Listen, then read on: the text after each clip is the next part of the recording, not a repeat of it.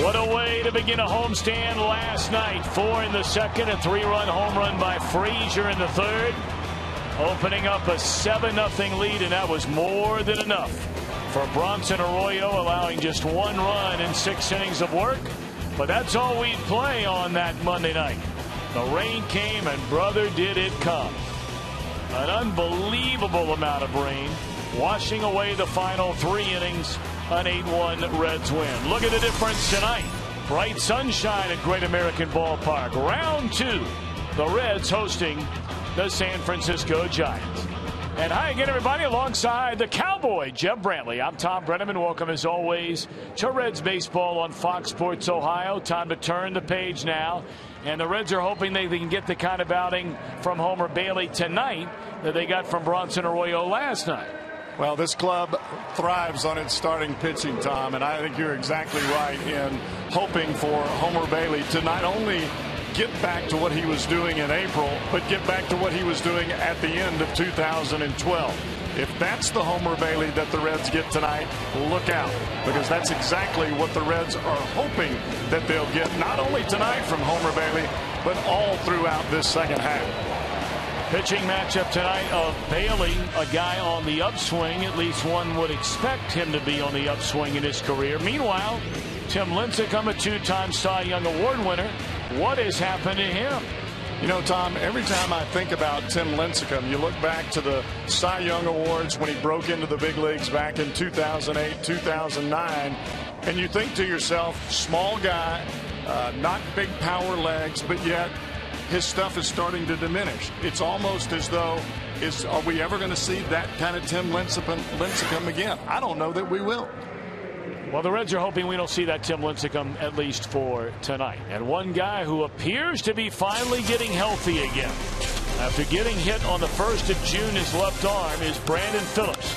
He's starting to really swing the bat. We'll talk more about him in a moment.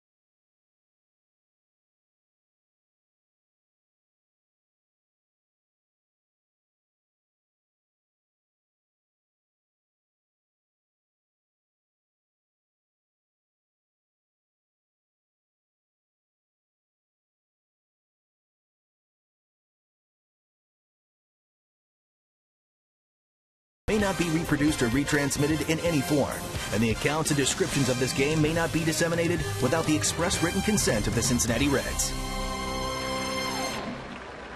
Well, it is a beautiful night right now, but what about the rest of the night? Our weather brought to you by Tri-State Orthopedics, and here's our buddy Tim Hedrick. You tell the Cowboy that was a real frog strangler last night down at the ballpark. Now, I can't stand here in good conscience and say it's not going to rain. I can't guarantee it because there will be a scattering of thunderstorms across the area due to heat, humidity, and that big upper level low. So there will be the chance of a thunderstorm. Maybe not as heavy as last night, but anything that happens can be on the heavy side. First pitch 77, down to about 72, headed home, just like last night. Get them on, get them over, and get them in. Enjoy the game on Fox Sports Ohio. Tim, thank you. And the guy who appears to be ready to do just that, get on, get over, get in, is Brandon Phillips. Tell you, Tom, it looks like Brandon Phillips is finally over getting hit with the baseball from Tony Watson earlier. It seemed to put him in a funk. Brandon Phillips is starting to get back out over the plate. He's starting to handle that outside corner. And when he's handling the outside corner, he's handling the RBIs that go with it. Well, you go month by month. He got off to the great start in April. A very, very good May. And in June, quiet. Got hit the first of the month, as Cowboy mentioned, by Tony Watson. But a good start to July. A couple of hits and a couple of runs scored. So the Reds are ready to go. It was Arroyo last night. Homer Bailey tonight. First pitch coming up next. You're watching Reds baseball on Fox Sports Ohio.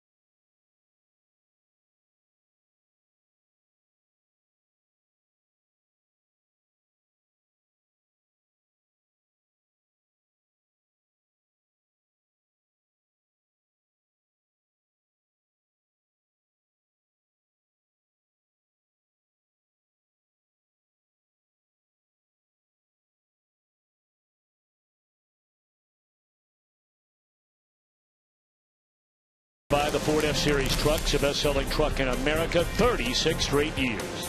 By Cincinnati USA Regional Tourism Network. Book your stay at CincinnatiUSA.com.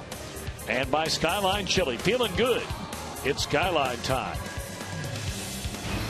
Giants lineup under manager Bruce Bochy. Blanco in center, Scudero at second, Buster Posey catching. Sandoval down at third, Pence in right, Brandon Belt at first, and a ladder third of Torres, Crawford, Lincecum. 4 and 6 right-hander Homer Bailey makes his 17th start. Homer's had some difficulty with the breaking ball as of late, especially in the last couple of months that we showed you earlier.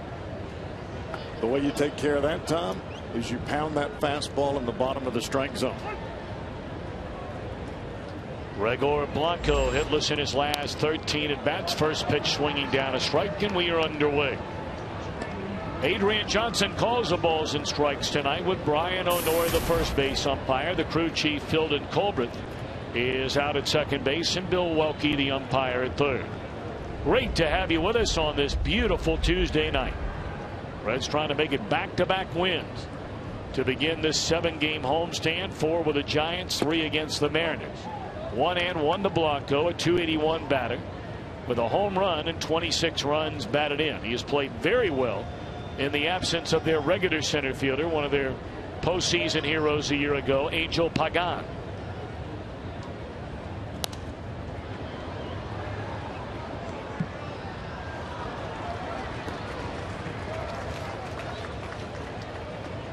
You look around the big leagues, Tom, and you see how healthy the Reds were last year. It seems like every team that the Reds play, including the Reds, have had some injuries that have taken away from their ability to win ball games to some of their special guys. Pagan has missed well over 30 games with a strained left hamstring, and Blanco is gone on a fastball up in a strike zone.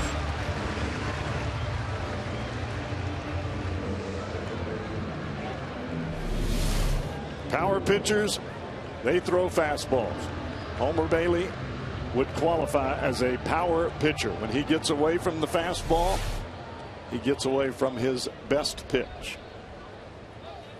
Now Marco Scutaro at .315, a pair of home runs, 18 runs batted in, 0 for 3 through 6 innings in the game last night. Fastball, strike 1.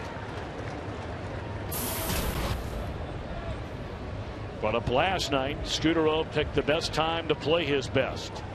During the Giants' run through the division series, he was MVP of the league championship series, arguably their best player, who got the most big hits through the entire postseason, including that thrilling World Series they had to win it for the second time in the last 3 years. So if you're going to come big in your career, that's a good time to do it. All eyes shining on you at the end of the season. Steady dose of nothing but fastballs so far, and it's 1 ball and 2 strikes on Scutaro.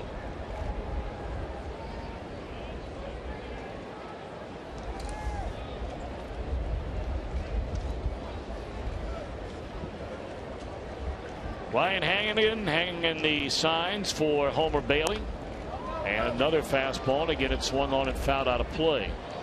Bailey was brilliant against the Giants, you may remember, in Game 3 here last year of the division series, a game the Reds lost 2-1. The Reds scored their only run in the first inning. Bailey punched out 10, allowed only 1 run. He has not pitched against them during the regular season since 2012. Chu may have lost sight of it momentarily looking into the sun, but tracks it down, and they're 2 away. Well, I want to tell you, Bailey was unbelievable on that night. He had the adrenaline going, and he also had, guess what, the #1 going. He was throwing it not only in and out, but when he did go to a breaking ball, it was almost as though they had no clue that they had ever seen one before.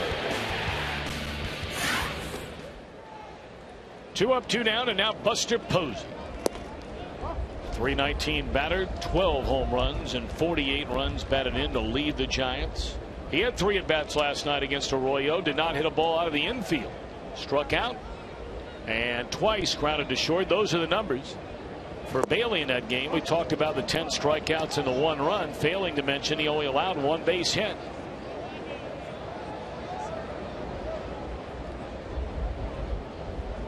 Arroyo kept everything away from Posey last night. Steady diet of breaking balls. Different pitcher, different night.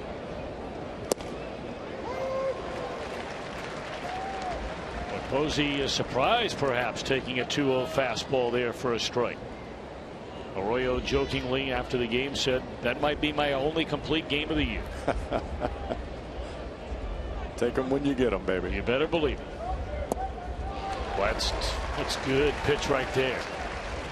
Well, that was a 2-seam fastball from Homer Bailey. 3 straight 4-seamers away. You can see the 2 seams on the ball there, and it dips down and in underneath the swing of Posey. Break even pitch coming. Fastball away at 95. Well, you're coming with gas. Are you coming 3-2 with gas? Go in that 2-seamer again. Let him beat it on the ground to Frazier.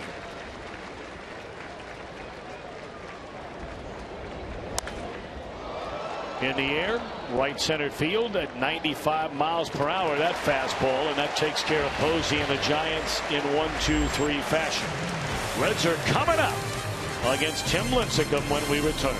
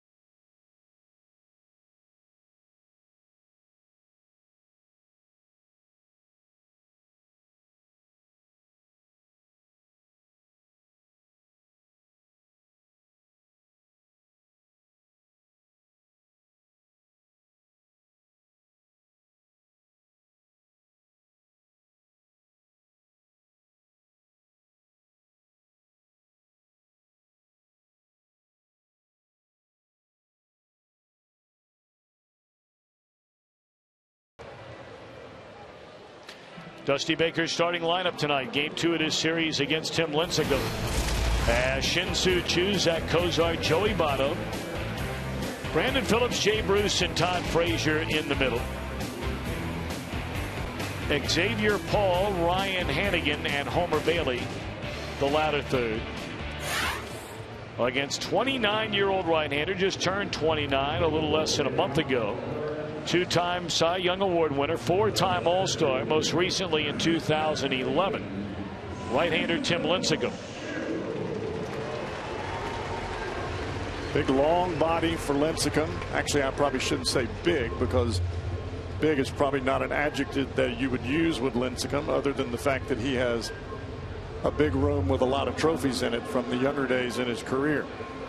29, you would not think that he would be past his prime. You would think most pitchers enter their prime at that point. But Lincecum, tough year last year, and still following that right now.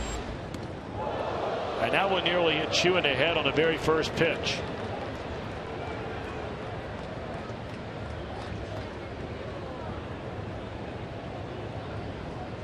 Lincecum came up to the Giants, made 24 starts in 07. There you see that fastball just above the helmet. And the following year went into the regular rotation in 2008.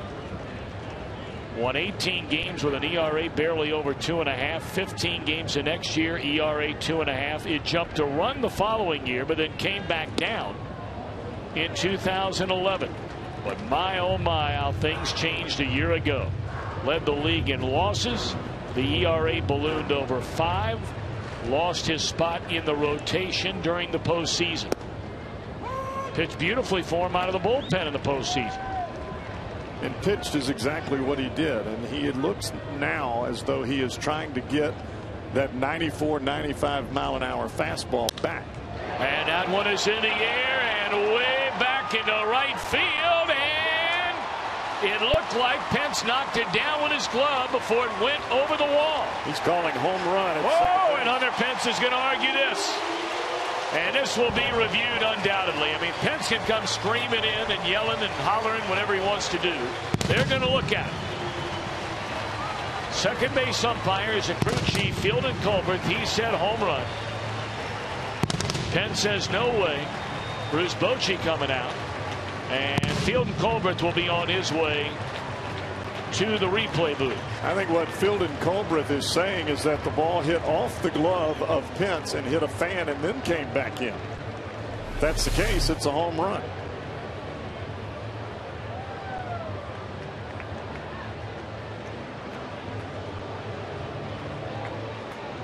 It's hard to tell with a depth perception there if it hit a fan in the bill of the cap. Doesn't look like it. No, looks like it just hit the glove and came back in. I think that's going to end up being a double, Tom. Boy, he got way up for that one. How high above the fence his glove is there. I think you're right, Cowboy. I think this one's coming back. Well, that is where Tim Lincecum has had the big issue. That is what explains the high ERA. When he first got to the big leagues, he was throwing the ball anywhere from 94 to 98 in some ball game. And with that kind of velocity, you have every single hitter jumping at the baseball, and that made his changeup so much better. Right now, 89 to 91, and that's it.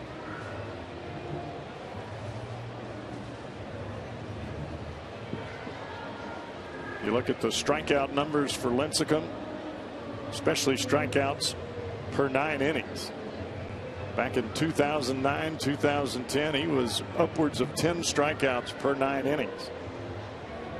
Now down below 9. And the walks are going up. Yep.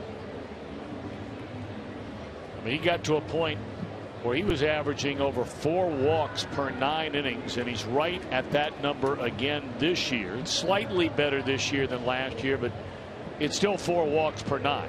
We see the first pitch of the ball game. Now you can say, oh, well, maybe he's just trying to establish some precedence inside. That was an overthrown fastball right out of the gate, and it almost hit Chu in the head. Lincecum has always had that real jumpy motion to the plate, real low leg drive, kicking almost towards home plate. And when everything is not in sync or you're lacking leg strength, velocity is not quite the same.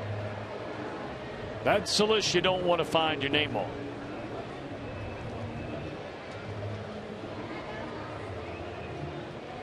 Surprising that it's taking this long to try and make the final decision as to whether or not that was a home run or not. And here they come. And 2 meaning a double. It's a good call. They got it right. That's why I'm often surprised when people will be so against furthering replay in this great game of baseball, because isn't the objective just to get it right? To get it right. You know, Tom, when you said that initially, that it looked like it bounced off the hat of that gentleman behind the glove, the man had a white hat on, and when you had the viewpoint of Fielding Colbreth straight on, that's what it looked like. We have the benefit of the side camera, and it showed us. Obviously, it didn't hit anything but the glove of Pence and then bounced back into the field of play. It's got that Buckeyes lid along with the Reds jersey. I knew that was looking coming. Good. I knew you were going to lay that out there. Sure it wasn't an Alabama lid? I think that's a real safe bet. Swinging a foul ball on the bunt attempt by Cozart. Now, remember, they asked Cozart the other night to put down a bunt, and he could not do it. I mean, he's been really on again and off again in having the ability to successfully sacrifice. There are times he's made it look like nothing to it. Cozart has a team high 8 of them among position players. And boy, he made it look really easy, and the runner is safe at first base. Lincecum threw that same fastball up and away, and it went up away from Scudero. Lincecum gets flat-footed here. Watch him. He takes his time getting the ball, and he just lets that baby sail. Stood straight up when he got the baseball, and the ball just sails up and away, and Scudero just couldn't get the foot back. So now the Reds with a golden chance.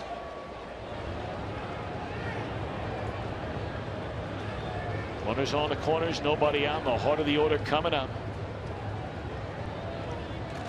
And Joey Votto looks at ball one low. Joey at 325, 14 home runs, 38 batted in. He had 1 hit and 4 at bats. He had an infield single, scored a run, struck out 3 times last night. That's an aberration. You don't normally see Votto anywhere near the strikeout mark of 3 in a row. That's a borderline strike right there. Wow. May have been a makeup call after that first pitch.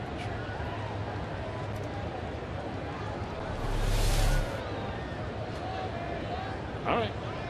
Strike it is. 1-1 to Votto. Off the outside corner, 2 balls and a strike.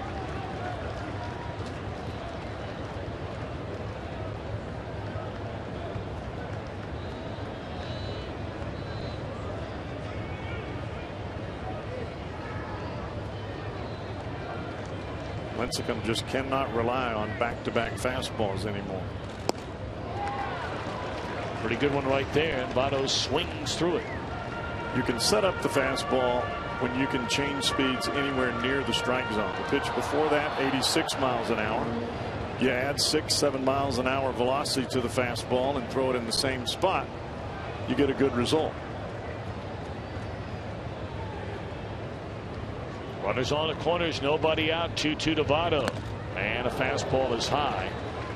When the Reds have put down a sacrifice in front of Votto this year, he is 5 out of 6 with a home run and has walked 4 times. That's not too shabby.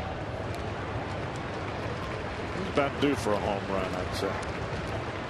And he's got 14 of them. And there's a line drive hit hard into left field. Able to make the catch is Andres Torres. Tagging and scoring is Chu. 1-0 Reds. Not a bad play out there by Andres Torres. Sun directly in his eyes, and that ball was hit low on the line and tailing away from him. And he never once stutter stepped at all. The ball was tagged.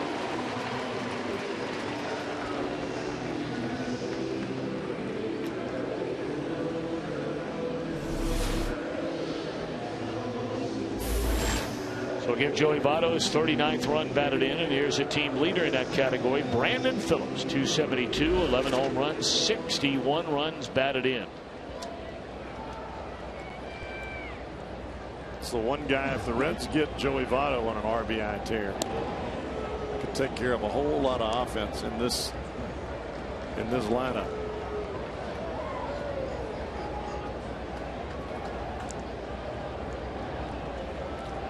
Pirates are back in action tonight. They open a 3-game series at home against the Philadelphia Phillies.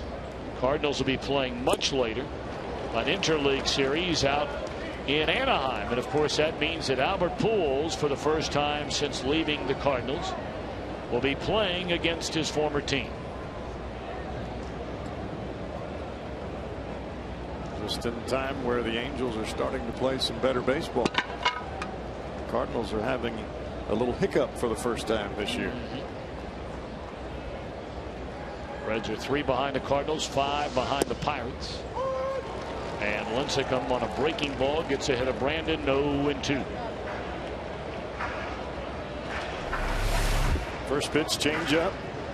Hard curveball right on the outside corner. Starts it in the same spot where he had the change up on the pitch before.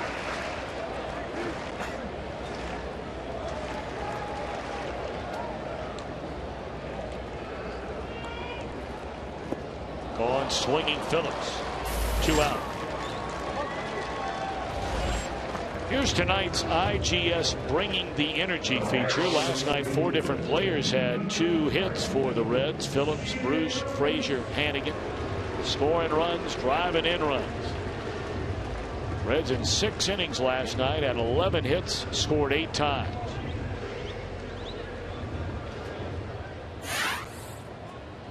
You'd like to believe that's the beginning of a phenomenally awesome month of July offensively for this club.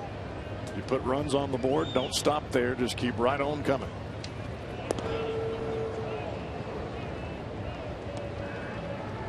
Cozart is not attempted, rather remarkably, a single stolen base this year.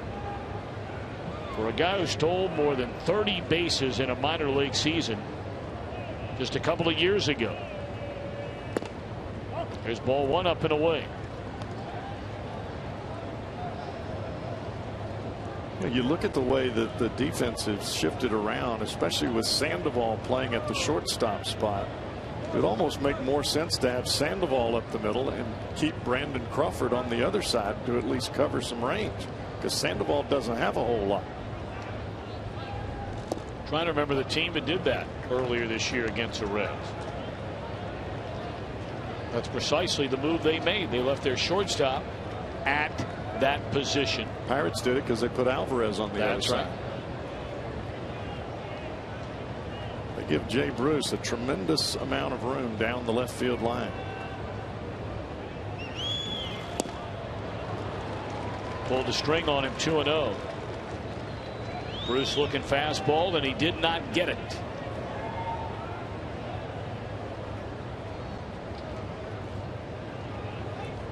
Lincecum comes out throwing a lot of fastballs all over the place. As soon as that ball tipped off the glove of Pence in right field, he's gone to the breaking ball and changeup, and it's turned out pretty well for him. It's turned out real well for him. Well, that's the art of pitching, what we're seeing from Lincecum after the big hits.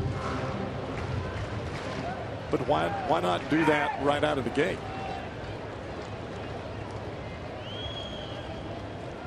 2-2 on Jay Bruce. Cozart at first, 2 out. Runner going, and a bouncing ball to the right side. That'll be the second baseman Scudero, and the inning is over. But the Reds get a run. They take advantage of a throwing error by Lincecum. And at the end of one, lead by 1.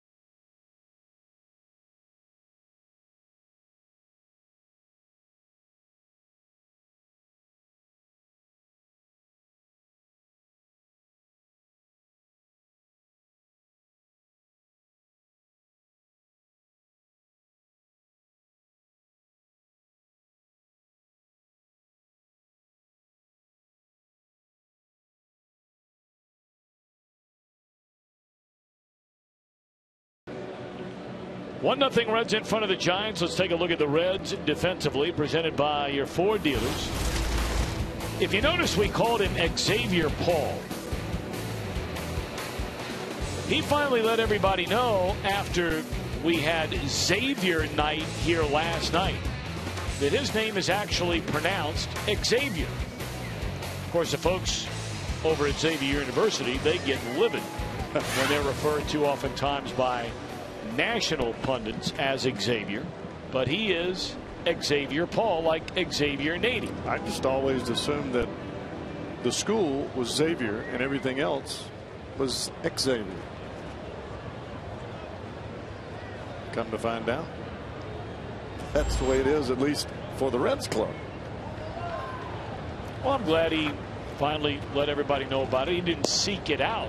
He was asked a question about it. Right.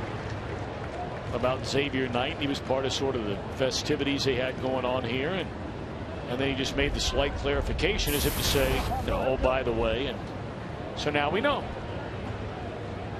This guy's name is Pablo. And Pablo pops it up to Brandon Phillips. 1 out. Well, if Homer Bailey can get this Giants club looking fastball, even if he does make a mistake with the breaking ball, they'll pop it up instead of being right on it. That's the benefits of having a mid-90s fastball. You make everybody look for it. The only way you do that is by throwing.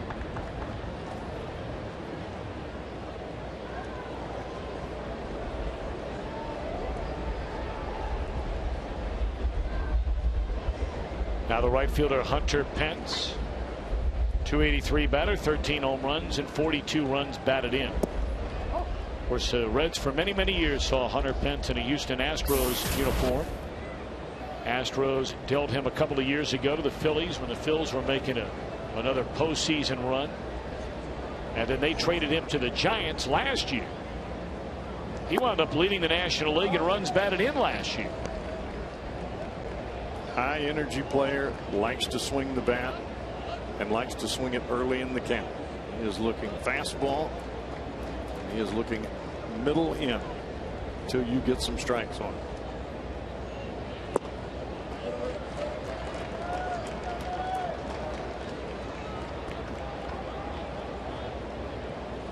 Guy plays every day. It was the first time in his career he knocked in 100 runs in a season.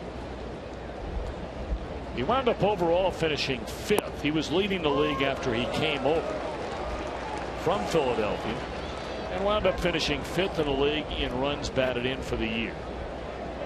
He's a high energy player, and the guys around him feed off of that. Well, he was a guy that you may remember they had that meeting after they fell behind 2-0, and he called the meeting. Yep, and really put together the rally cry for the Giants. And remember the scene in the dugout before games 3, 4, and 5. Where it was like a football team huddling up like they do before a kickoff. Exactly. And he had his entire team emotionally charged, giving them the pep talk.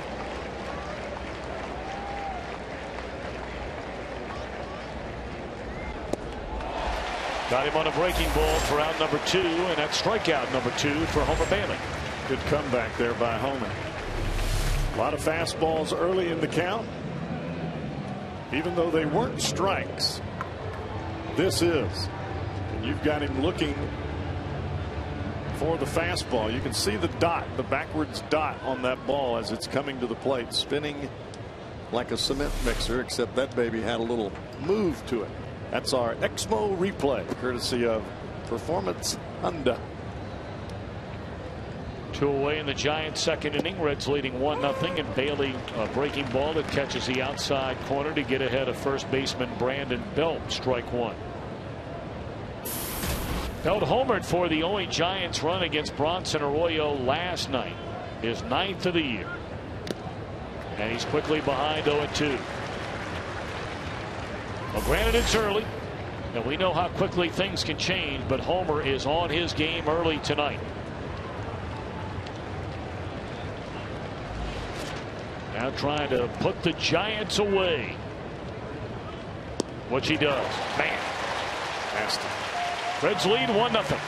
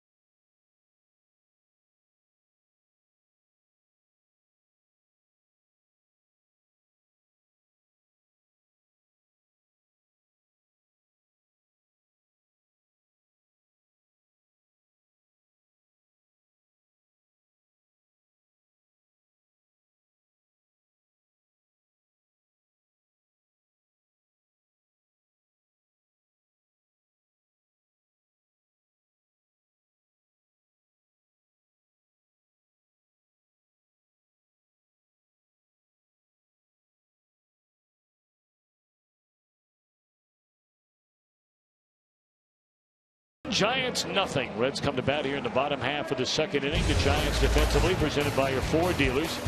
The same group we saw last night. At every position, of course, four on the mound. Last night, the starter and loser, the rookie Mike Kickham. Giants have really struggled. Beginning in June and the first day of July, and it starts early in games. They've been outscored 17-2 in the first 3 innings. Tom, you mentioned it right out of the gate, the loss of Angel Pagan. He has been their fire starter in that leadoff spot and their center fielder. That's not only a lineup change, that's a mental change for your team. You're used to having your emotional guy right there at the beginning of the ball game, and he's gone. Tim Lincecum facing Todd Frazier to open up the second inning. What a night for Todd last night. First 2 at bats, an RBI single, scored a run. Second at bat, 3-run homer. He knocked in 6 runs the entire month of June, and he had 4 on the first day of July last night. Gone on strikes his first time up tonight. There was very little doubt when that left the bat. Fastball up about belt high, and Frazier's got that nice flat swing, especially when the ball is elevated. Now the task for Frazier is to be able to handle the ball middle away. Now Xavier Paul, 253, 5 home runs, 25 runs batted in.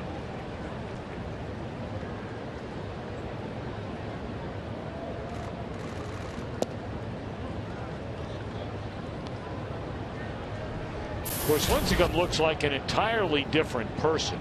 No hair. The way he is wearing his hair these days. Of course, when he came into the major leagues and up until last year, I mean, that was down around his shoulders. That's why they called him the Freak. He had that long flowing locks, long lean body, throwing 98 miles an hour and getting everybody and their brother out. So he's got it working here after that first batter of the game. He's changed his game plan, and this is how we saw him pitch out of the bullpen last year, especially in the playoffs. He came out of the bullpen. It wasn't all about the fastball. He was just making pitch after pitch. Changeup off the curveball, fastball down in the zone. When he stays down, he is so much more effective.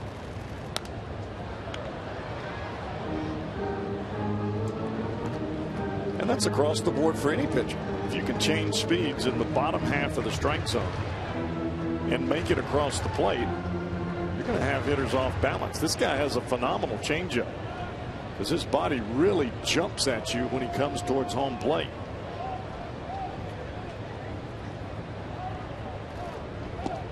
There it is. There it is indeed, and he has struck out now 3 of the last 4 batters he's faced, starting with Brandon Phillips.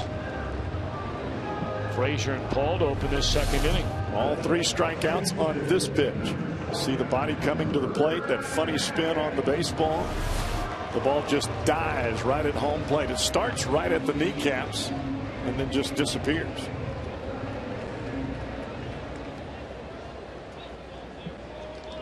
Two away for Ryan Hannigan.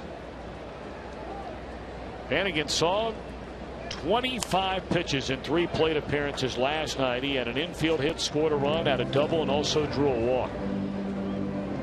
That was his first game back in the lineup in over a week since he injured his ankle in Arizona.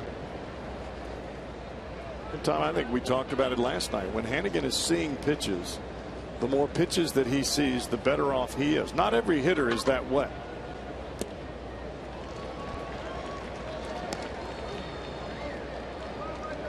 Tim Lincecum right now is dealing. Yeah, you're exactly right. He changed everything from the first 2 batters. As soon as that ball hit off of Pence's glove, he is locked in. Amato hit that 3-2 pitch very hard off of him to drive in the run to sac fly that was caught into left field. But my, oh my. Now that was a changeup there, but that ball started on the inside corner and just drifted in off the plate. I don't think Lincecum cares where the changeup is. He just wants it down. I don't think he really tries to make it in or out. There it is. The fans aside. 4 strikeouts in the game for Lincecum. We move to the 3rd, where the Reds lead the Giants 1-0.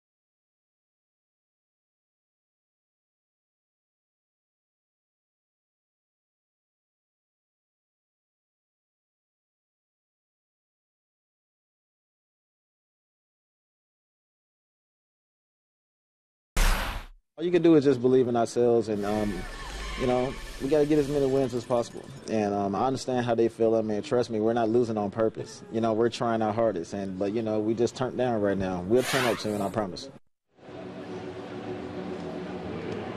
Part of our game storyline brought to you by Elk & Elk, serious lawyers for serious injuries. Call 1-800-ELK-OHIO. Well, the Reds came limping back off that road trip, and you can certainly understand why some of the fans are wondering about the team a little bit. They had fallen to 5.5 behind before they got the win last night to pick up in a half game on both the idle Cardinals and Pirates. First pitch swinging to begin the Giants' 3rd is Andres Torres, and that's an easy play for Jay Bruce. 1 pitch and 1 out. I think sometimes for the folks that watch the game, whether they're here or whether they're at home, they want to hear what Brandon Phillips said. Sure. They want to know that these guys that take the field, they want to hear them say that they care about winning and losing, because I think that gives you some reinforcement at home, knowing, okay, I'm in there with you. I know you're struggling. You know you're struggling. Okay, if you're going to tell me that, I'm going to hang with you. And I think that's what Brandon Phillips was saying. And for the folks at home, these guys do know. And they're trying to fight their way back out of it. What's one thing we know about this Reds team? They're going to give you everything they've got. I mean, that's pretty much common knowledge when you talk to people that play the Reds, is that they will bring their game seemingly every night. Doesn't mean they're going to win every night, obviously. This is not a boisterous group. You're not going to hear them talking left and right, and very rarely are you going to hear any of these guys say what Brandon Phillips said. It's just not their nature, but that doesn't mean that they're not putting it every day on the field.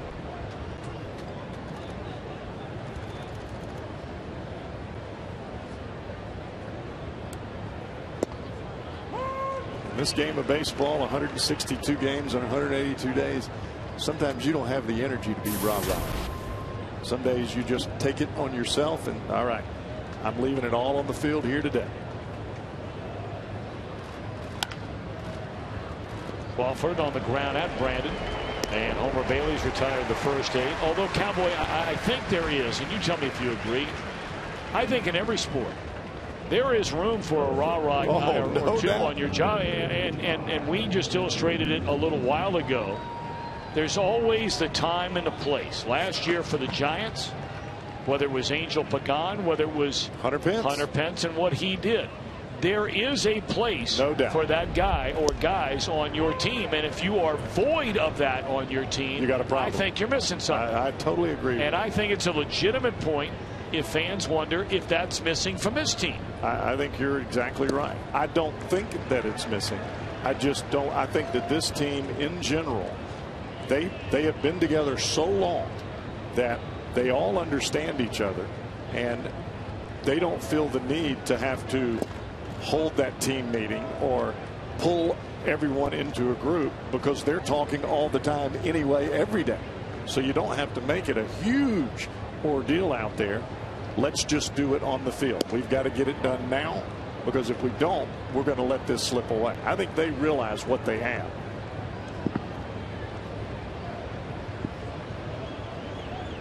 Bailey trying to make it 3 consecutive perfect innings. Got ahead 0-2 on Lincecum. Now the break-even pitch. Struck him out. 9 up, 9 down, 4 strikeouts for Bailey. Homer will lead off the Reds' third with a 1-0 lead.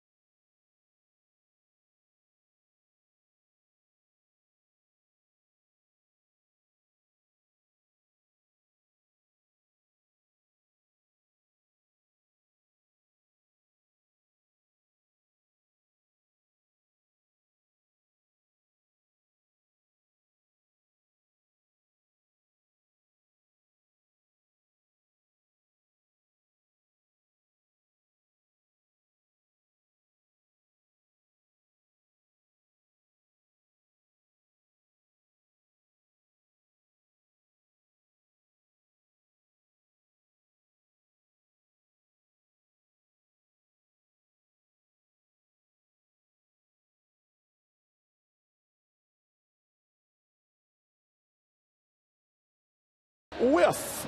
That's brought to you by Head and Shoulders. Now with a hint of Old Spice. Tim Lincecum. Boy, did he change things up. Change up there. Change up there. And guess what? Tic-tac-toe, 3 in a row. 7 swings and misses out of the 18 swings by Lincecum. Those change-ups down have been awfully difficult to pick up thus far. It all comes from throwing strikes early in the count. You get ahead, you make it awfully tough on the guy standing with that cylindrical piece of wood in his hand. What's big word? I borrowed it. Man, that is a big word. Try to limit those. Okay. That's what my mama said. I mean, don't talk about stuff you don't know, boy. 2-0 to Homer Bailey. You know, you've got a full head of hair there, and you know, you used to put that Old Spice in your hair. We've documented that. You talked about that a long time ago. 3-0 to Bailey. I'm starting to lose some of mine. You know, I'm starting to get the little divot in the back, like a lot of guys, you know, that kind of thing. I wonder if I rubbed a little Old Spice on there. Might it come back? Hey, don't knock it. It might work. I am not knocking it.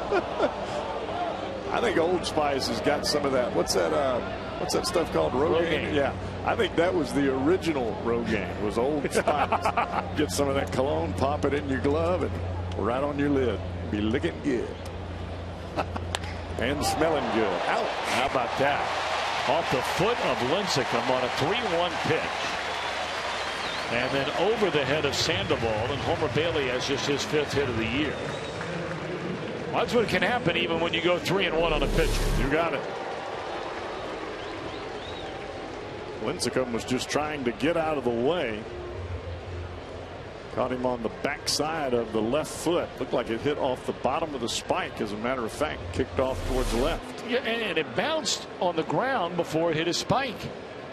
Tell you, when you're on the dirt and you're moving around to release the ball, it is some kind of difficult to even pick the ball up, period, much less get a glove on.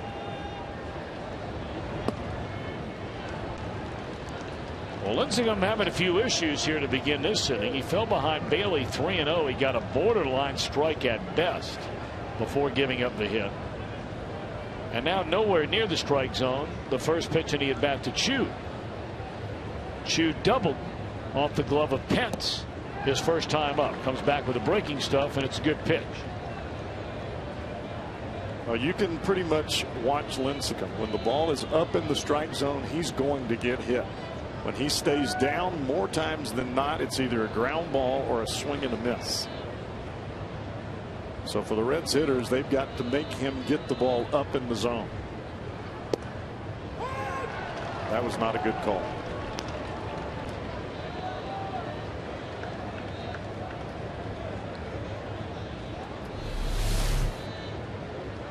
Change up, runs right off the plate away.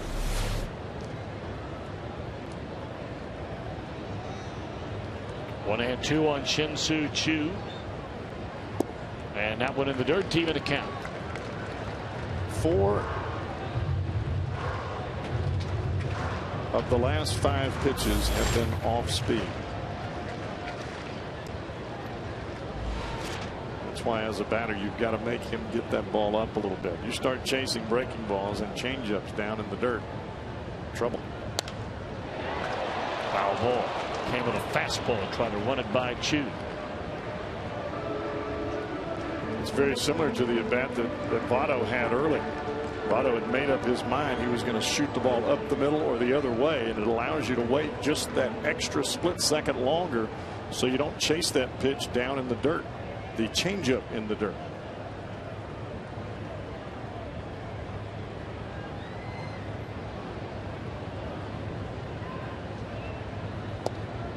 Three and two to Chu, ranked second in the National League in on base percentage, second in walks, and has scored the 5th most runs. Well, for a leadoff hitter, I don't know that you can argue a whole lot. The batting average not exactly where Chu wants it, but he's getting on base. And he walks again, so here we go. You got to believe Cozart's up there to bunt once more with the first 2 aboard and nobody out. You saw that last take by Chu. That is huge, because what it's going to do is it's going to make Tim Lincecum think twice about bouncing the changeup, as we've seen through the first 2 innings. If he has to start getting the ball up in the strike zone to get a strike, the Reds are going to put the bat on it. Dave Righetti, former outstanding major league pitcher and one of my teammates with the Giants. Indeed, equally outstanding major league pitching coach. Of course, he was a starter, once threw a no-hitter with the New York Yankees. I believe he threw that no-hitter one year on the 4th of July, if I remember right. He did. And of course, he later became a great closer. He was closing when we were playing together out in San Francisco. And what a guy. Oh, what a guy. Tell you, he really understands the ins and outs, not only of the pitching game, but the mentality that it takes to be successful, whether you're a starter or out of the bullpen. And it's 2 different thought processes. Cozart beautifully put down the sacrifice his first time up and wound up reaching safely. And he swings at the first pitch. Well, the Giants still don't believe he's not going to ultimately try and bunt. Sandoval's not moved. 2 steps in on the grass. If you are bunting here, you want to bunt it hard right at Sandoval. Make him come get the baseball.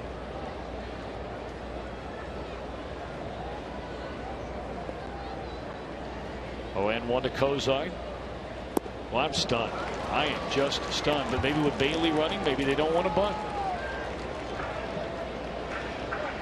Well, I have to say, partner, I'm right there with you. I don't know if I've ever been more stunned, though, than the other night when the Reds had a runner at second base and nobody out and didn't bunt. They wound up winning that game in extra innings. Cozart bounces it foul. Well, Cozart was in a spot in Texas where I thought it was very similar to this kind of situation where I thought he should be bunting, and he hit a double into the left center field gap. Scored a run, scored Brandon Phillips all the way from first base. Reds tied the score. All right, 0-2 to count on Zach Cozart. And he hooks it deep in the hole. And did they get the out? They did. A chew. Very nice play by Crawford. Indeed. He did not have a play at third. Sandoval wasn't quite back to the bag in time. His only play was going to be to Scudero at second. That is a long way to go for the ball, and you have to throw, you have to catch and throw all in one motion there, or you're not going to get chewed. You see how close that was. Well, the one thing that didn't happen by Cozart not bunting, successfully bunting, is Cozart is now standing over there at first base. And Joey Votto is going to bat in a situation where there's not a base open, and maybe they have to pitch to him. That's a big maybe. They don't have to do anything. And I think if you're Dusty Baker, that had to enter your thought process there. Do you want Lincecum to go after Votto? My thought process is yes. If there's a base open, maybe he can toy with him a little bit and face Phillips with the bases loaded. So he started, and on the appeal, he went around. Strike one. Reds are having a lot of difficulty with the off-speed stuff down in the dirt. Now it's not starting there. That ball is starting in the strike zone and diving down under.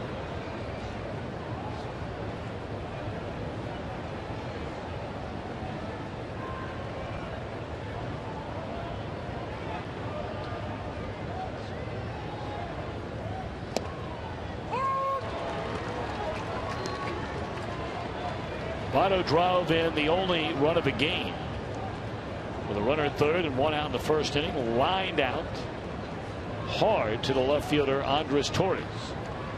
Very good numbers with runners in scoring position, right around his season average. 0-2 now to Votto. It'll stay right there. That's back-to-back fastballs there by Lincecum. One for a strike, and then there Joey was a little bit tardy on that one.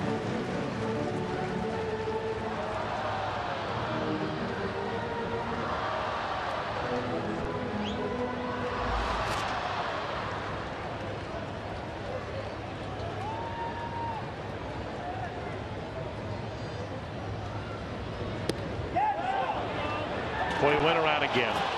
Change up upstairs.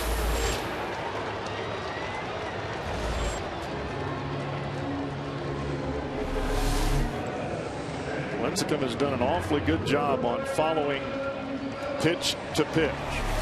He'll throw a changeup that stays straight for a strike and then follow it with either a breaking ball or another changeup that dives down off that same plane. There he threw a fastball up, came right back with a changeup in the same spot. He fooled Votto.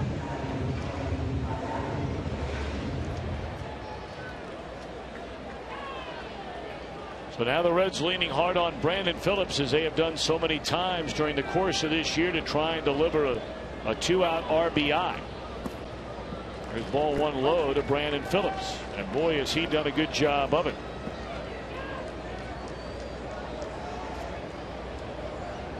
A .405 batter with runners in scoring position, just slightly under 300 with two outs. And he's been as good with two strikes as he has been with no strikes. Oh, far better. Phillips is having the kind of year which you just don't see players have. He has one of the worst batting averages in Major League Baseball on the first pitch of the at-bat. Ball's put in play. And he has the best average in the league with two strikes. It's amazing. And as a player, you can't quite figure it out, other than the fact that you lock in when you have two strikes because you know you don't have anything left. 2-0 on Brandon Phillips. Tardy on a fastball. It's 2-1. It's very similar to the pitcher that doesn't pitch very well when nobody's on, but yet gives up no runs with the bases loaded. Go figure. Phillips has always thrived under pressure. And goodness knows, with runners in scoring position and 2 strikes, that's pressure. But not this time. Crawford will throw out Phillips, and there's a missed chance right there. The big out in the inning, the strikeout of Votto. 1-0 Reds, end of 3.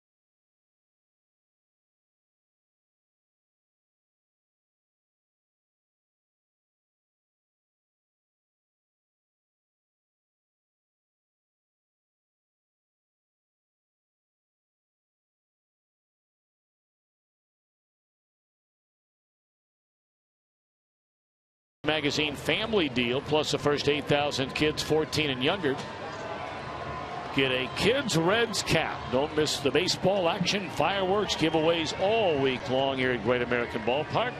381 Reds, or log on to reds.com/July.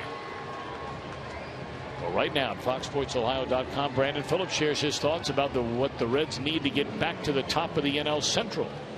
Bengals owner Mike Brown said the team intentionally avoided drafting Aaron Hernandez.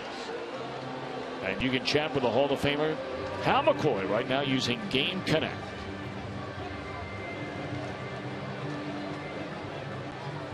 A lot of people very, very excited about the Bengals this year. Coming off a second straight playoff appearance, third time in the last 4 years. I've heard a lot of people know a lot about football that believe the Bengals could be one of the top 5 teams in the NFL here in 2013. Be exciting for the town, no doubt about it. No doubt. Winning's fun anywhere. It really is. Homer Bailey, time for him to buckle down and stay buckled down. Look at some of the numbers for Homer Bailey here in 2013. Those first 3 innings have been awfully kind to him. But you see the numbers there, 4 through 6. That's 6.28 ERA. That's not something you want to write home about. And a lot of that has to do with going away from the fastball the second time through the lineup, trying to trick him, trying to do something different. Dance with the one who brung you. Throw him the heater, Ricky.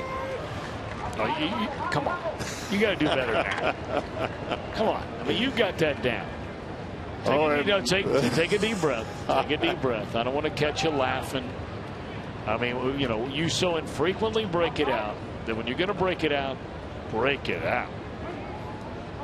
Throw him the heater, Ricky. There you go. Or should I say, Homer. Slapped into left field. 1 out. 10 in a row retired by Bailey to start tonight. And you could see that pitch there. That was not a tremendous split finger, but because of the previous pitch, the fastball inside, watch where this split finger is. It's not down in the dirt. It is up and out over the plate. Still had some movement to it, but the batter was fooled because of the previous pitch at 93 miles an hour. Boy, did you see Homer Bailey, though? The reaction he had just watching that ball where it was going. Let's go back and run that replay here in a minute. He yells at himself before Blanco even touches the ball. Here's ball one. Just keep your eye on Homer when we run this. Because he did not like the pitch. No. It's actually as contact was being made. As he let it go, I mean, you know when the ball's coming out of your hand that it's not where you want it to be. We'll go back to that in a minute. There's a fly ball in the right field off the bat of Scudero. And 2 out here in the 4th inning. I mean, Bailey's actually yelling at himself before Gregor Blanco makes contact. Just watch Bailey.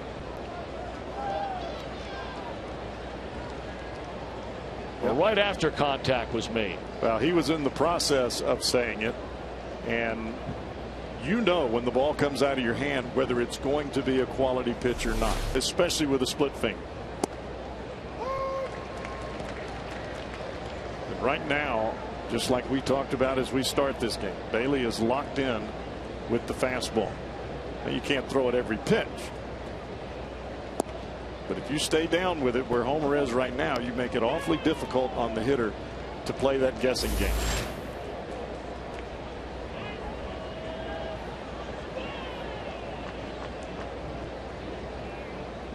Two down. Posey fly to center his first time up, and there's a strike to get ahead 1-2 with a 95-mile-per-hour fastball. And you see where the location was on that time. No hitter, not even a Buster Posey, a catching all-star that was the MVP last year once they hit that pitch.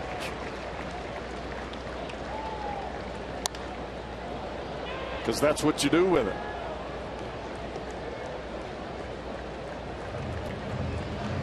I believe, as do most, that the toughest pitch in the game to hit is a well-located fastball.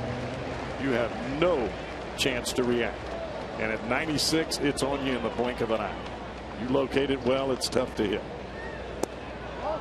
Well, Bailey thought that was strike 3. It's been a liberal strike zone tonight already from Adrian Johnson, and Dusty Baker can't believe it. Well, you see the pitch number 3 and number 5 not even a hair apart.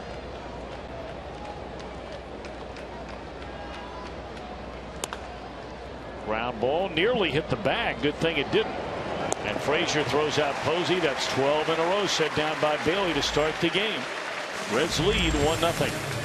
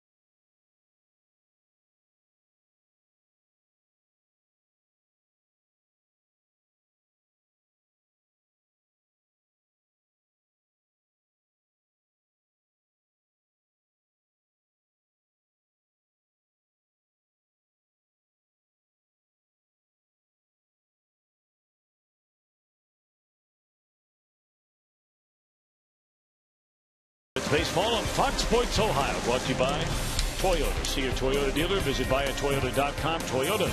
Let's go places. And by JTM Food Group, creating great dishes together. The Big Mac Bridge, as they call it here in town. 5-4-71. Beautiful night for baseball. Did you say hamburger? What'd you say? Cheeseburger. Oh, I thought you were talking about food over there. Reds in Fox Sports, Ohio would love to send out a very special happy anniversary to Bill and Alice Simpson in Centerville, Ohio. Are you ready for this? I'm waiting. Bill and Alice are celebrating their 75th anniversary. I don't know if I've ever heard of a 75th anniversary. Wow. That is amazing. That's a big ALG, as your dad would say. Ain't love great? Boy. Bill and Alice Simpson, Centerville, Ohio, just outside of Dayton. Congratulations. 75 years together. That's big time. Congratulations. Say they're in love. That would be an understatement. Especially this day and age.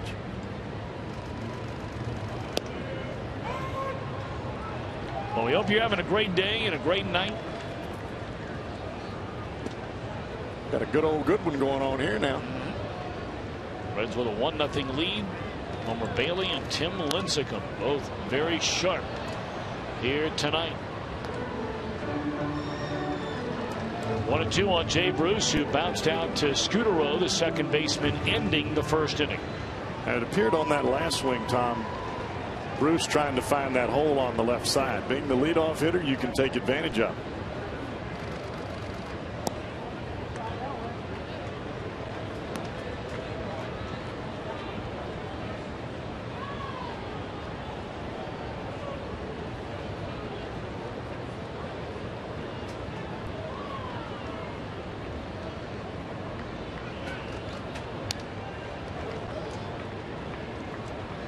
Where Lincecum plays the middle game.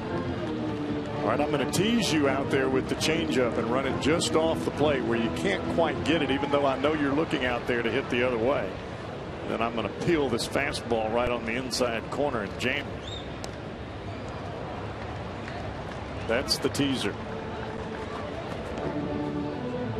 84 miles an hour, starts it on the corner and just lets it drift off just enough to where Jay can't quite get the good part of the bat to it.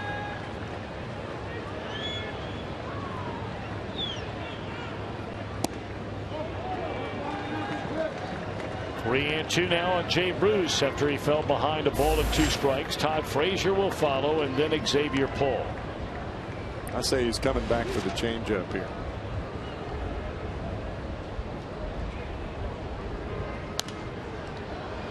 Didn't do it. Tell you one thing, when he does throw the fastball, the Reds are not on it. And he's made it that way because of the swing and misses that he's had with the changeup. When you're getting that changeup around the strike zone, it's going to make your fastball that much better. And it works the other way as well. Your fastball strikes down and on the corners, it makes your breaking ball better. Got him on another fastball, and that's strikeout number 6 in the game for Tim Lincecum. Well, for Red, it's a home run off that Toyota sign out by the Power Stacks tonight.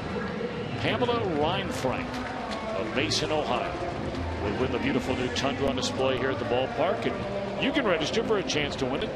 You stop by your Cincinnati and Northern Kentucky Toyota dealer. Now, you don't have to hit the truck. You have to hit the sign in between the Power Stacks over there. I'm not sure anybody's going to hit that truck. We were talking about that before the game today. I don't think anybody's ever hit it. There have been guys out there that have hit it in and around it. Talking about the sign? Yeah, the actual sign itself has to hit that sign. I was telling a story to Bob Pennell, one of the bosses from Fox Sports Ohio, about a game I did years ago at Dairy out in Arizona. You did a fans game would at a walk Dairy? through the door. They would pick a player and an inning for that player to hit a grand slam. And sure enough, a woman named Guyleen Hoyle, I'll never forget her name as long as I live. She picked Jay Bell to hit a grand slam in the 7th inning of that particular Sunday afternoon. They only did it on Sundays. Diamondbacks started getting a lot of hits in that inning. And about 3 batters away, we knew who this woman was. We knew where she was sitting. And Jay Bell knew that if he came to the plate with the bases loaded, if he hit a home run, he could win that woman $1 million. And he did it. Wow. Frazier gone on strikes, and that's 7 of them now for Lincecum. That makes the pressure even more so. It was unbelievable. The whole stadium knew that he was coming to the plate with a chance to win $1 million for a fan. This woman was sitting with her husband and her 2 children in the stands when Bell walked to the plate with the bases loaded and clubbed a grand slam to win her $1 million. It's tough enough to hit a home run when you're not trying to hit one, much less when you know you need to. Well, he made a comment after the game. I knew about it. We had a big lead in the game. Said it's the only at bat in my entire career I ever tried to hit a home run. Just sold out and went totally sold out. Broken bat liner right at first, and that's all for the Reds. Man, Lincecum is chewing them up and spitting them out. But the Reds got 1 run off him early.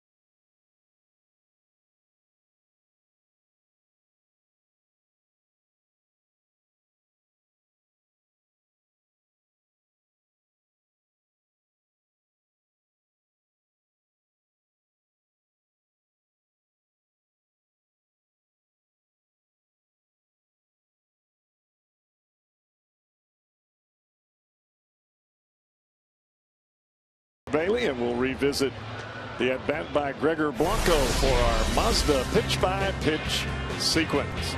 Breaking ball misses inside on pitch number 1. Looked like Bailey slipped. Came back with a heater right in the same spot. Comes back in again. 2-seamer runs right back over the corner. You got him thinking in. Split finger away.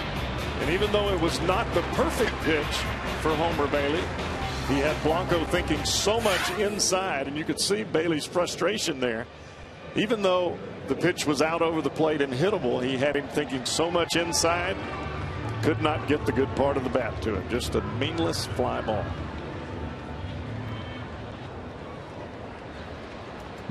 The number's perfect so far for Bailey in this one as he begins the 5th inning. Sandoval, Pence, and Belt. The trio coming up. 12 up, 12 down for Mr. Bailey. Pence popped up softly to Brandon Phillips his first time up. And Sandoval looks at a strike. We talked about fastball location before Homer's last ball game, and he got beat with a breaking ball on a home run by Luke Donaldson. So far tonight, fastball location has been very good.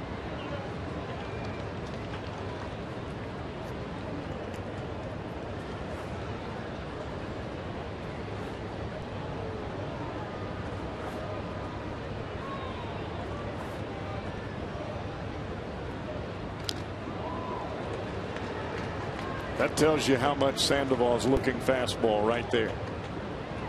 That was a cut fastball or a slider in on the hands of Sandoval. He's seeing it as a fastball out over the plate, and he comes out of his shoes and ends up hitting it right off his knuckles. It almost hit him in a boiler. Exactly.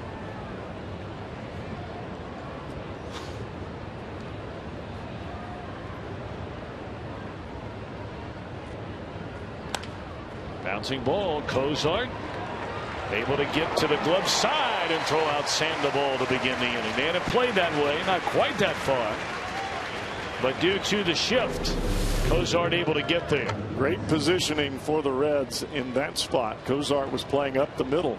He ends up catching that ball a good 4 to 5 steps on the first base side of second base. Look how far he is over. He crisscrosses with Phillips. Nice play. Nice execution from the bench as well. Chris Spires responsible for that, right? Yes, he is. Boy, he is pouring over those charts. His second weekend on a team plane, wherever it is we're leaving, and never puts that book down the entire flight.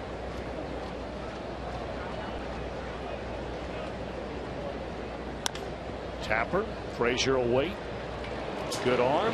2 out. Got the speedy Pence. Boys, Pence is always busting it up the line. Coming up later in our telecast tonight, we'll have our Miller Time moment brought to you by Miller Lite. Reminds you of Drew Stubbs, that used to play for the Reds, now in Cleveland, running everything full speed every time. That's exactly how Pence does. Doesn't quite have Stubbs speed, but he gives it all he's got. So now Brandon Belt, he struck out swinging his first time up. 14 in a row retired by Bailey to begin the game. Straight up in the air. It'll be 15 in a row. So Homer Bailey is perfect through the front 5. A 6-pitch inning. How about that?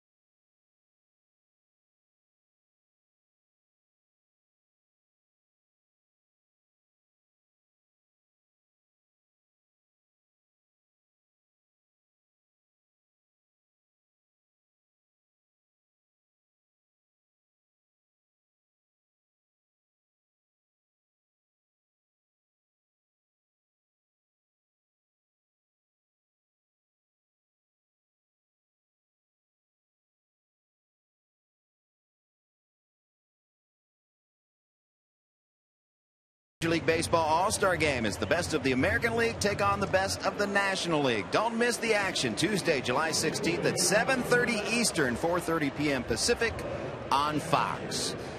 Jim Day with you, and the Reds continue to dominate the right side of the infield as far as the starters go for the All-Stars. And you only have a few days to cast your vote. Votto and Phillips continue to lead in the National League as you look at the National League All-Stars. And again, July 4th, 11:59 p.m. You can go online and vote up to 35 times. Brandon Phillips right now, only about 250,000 votes ahead of Matt Carpenter and Marco Scutaro, the Giants' second baseman. San Francisco, a big market. They have a big social media push out there. So every vote counts. Go to MLB.com or Reds.com to cast your ballot. First pitch swinging Ryan Hannigan, and he drops one into left center field. That's a nice play out there by Blanco, preventing Hannigan from turning that into a double. Well, it appeared as Hannigan rounded first, he had eyes on second. But you're right, Tom. It looked like Blanco got to the ball, the first step that he made after catching the ball was turning and firing that ball in. It wasn't a perfect throw, but just getting it in made Hannigan stop. That is the first ball the Reds have hit out of the infield since a Joey Votto sac fly line drive to left field, the third batter of the game. Now, we're not going to count the one hopper by Homer Bailey that hit Tim Lincecum and then dribbled into left field. But as far as a ball leaving the bat and traveling beyond the Giant infield, that's the very first one.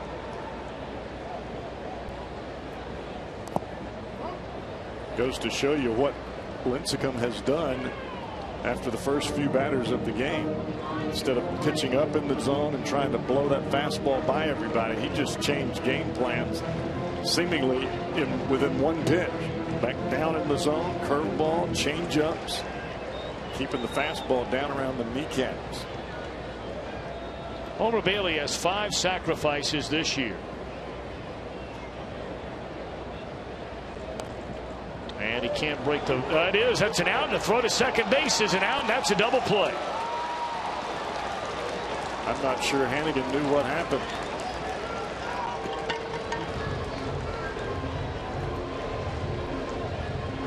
When's the last time he saw a 2-6 double play? Ball was bunted and it spun back right on home plate. So this is a tag play down at second. And Hannigan just hung out to dry there. That all goes back to the bunter.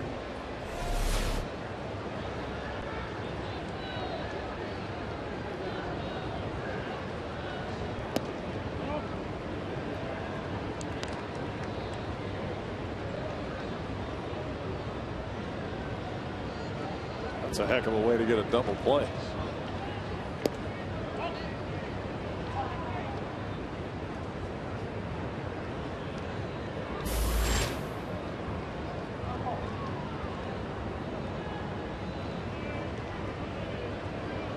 Two and 0 to Shin-Soo Choo.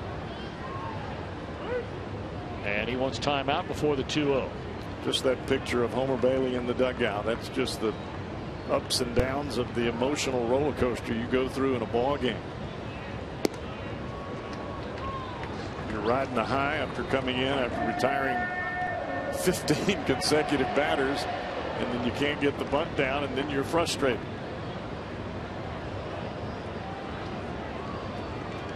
Just have to forget about the bunt and just go back to pitching.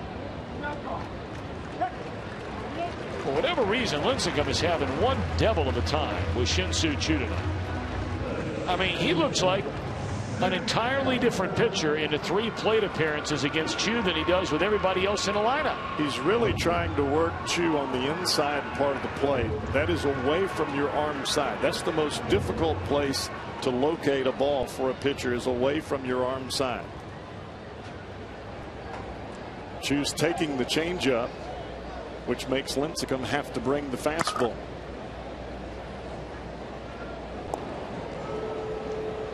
When you look at the pitches of Tim Lincecum, there are not that many called strikes.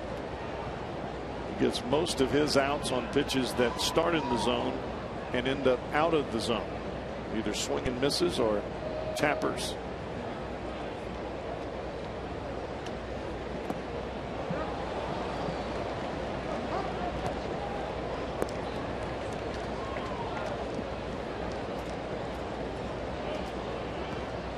Kozart put down a sacrifice. He reached safely on Lincecum's error in the first inning. And then they let him swing away with first and second, nobody out. He bounced into a fielder's choice, although a runner did advance second and third, and the Reds couldn't cash in after Lincecum struck out Joey Votto. Quick throw down to first and Choo back to the bag. 1-1 to Kozart. Well, Lincecum right now has the Reds on that proverbial rocking chair, if you will. When you're looking fastball as a hitter, he's giving you the off-speed stuff. When you're looking off-speed, he's giving you the fastball. It doesn't seem like anybody is on pace with him right now.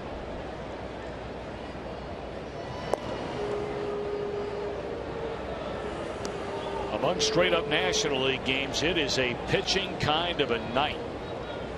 The Pirates and the Phillies are already in the 6th inning of a scoreless game. The Diamondbacks and the Mets are in the bottom of the 6th inning. All those games started when we started. The Mets have a 1-0 lead. Atlanta 3-2 over Miami. Milwaukee and the Nationals scoreless in the 5th. So maybe a good night to be on the mound for National League pitching. Hey, so far the same way here in Cincinnati, whether you're Lincecum or Bailey. Well, the Phillies are making a little noise in Pittsburgh with 1 out. They have 2 on in a scoreless game in the top of the 6th inning. We'll keep you posted.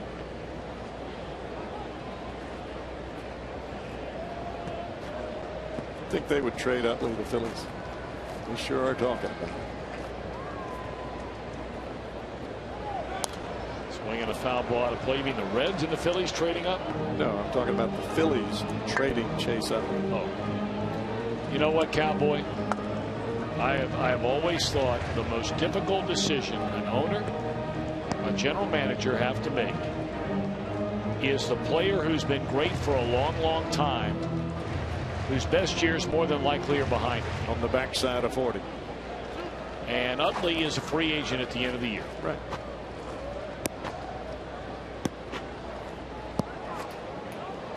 They may be just trying to make the best deal that they can. Grounded foul. You know you're not going to sign him back, and it doesn't appear that they would.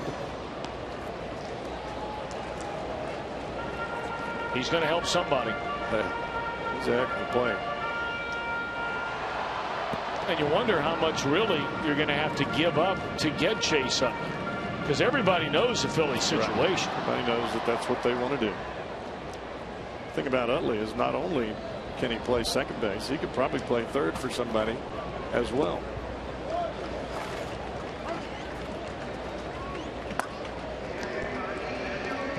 There is no doubt he can still hit.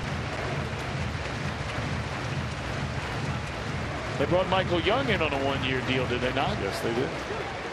And he's playing third base. And he can hit. 3-2 to Kozai. Chu will get started. Struck him out. Changeup. 8 strikeouts for Lincecum. We're on our way to the 6th. Reds still with a 1-0 lead.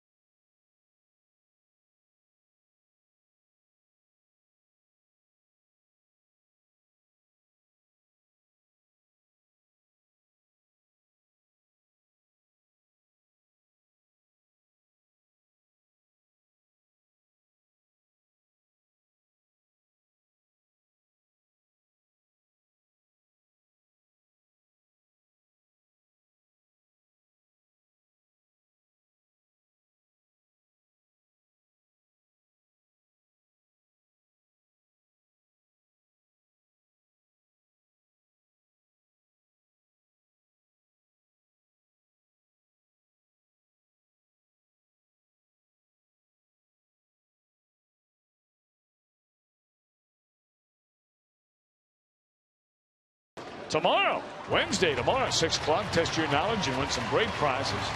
You could be featured on Reds Live after an upcoming game on Fox Sports Ohio.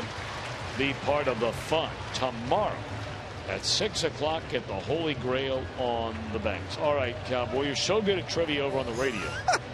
Our AT&T trivia tonight. Who was the main player traded from the Reds to the Giants the last time these two teams made a big deal?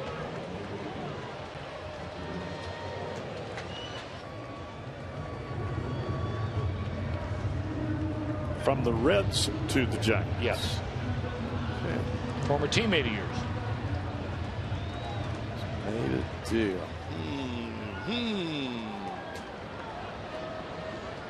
Have to think on that one for a second. You're going to kick yourself when I tell you the answer. Is it prime time? Hold that thought. Let him think about it at home. You're saying Neon Deion Sanders. Prime time. Pretty good athlete. Yeah. When you're talked about amongst Bo Jackson, I'd say yeah. All right, Homer Bailey now. All eyes on him. 15 in a row retired to begin this game. He has struck out 4. He went through a 1-2-3 fifth inning on a grand total of 6 pitches. 7, 8, and 9 in the batting order for the Giants. Here's Andres Torres. 1 ball and 2 strikes.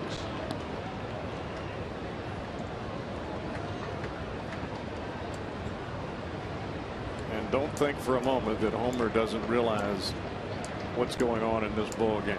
You've got a 1-0 game. That's where you lock in at. You can't afford to give up anything right now. And there's strike 3 called, and Torres knew it.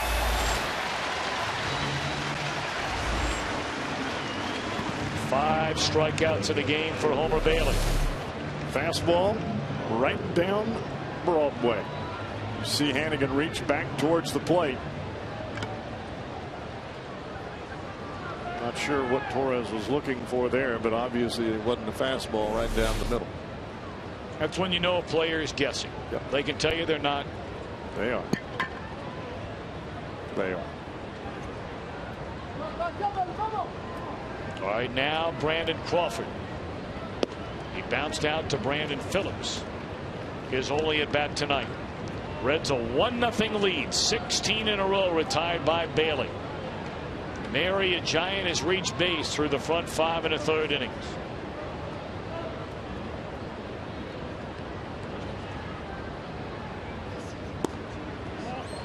Oh, just off that corner. The way Bailey has been pitching tonight, normally that's a call.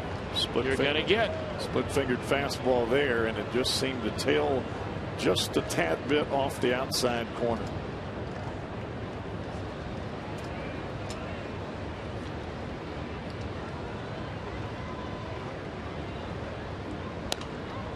Beat him with a fastball at 95 on a 2-0 pitch, and it's 2-1 on Brandon Crawford.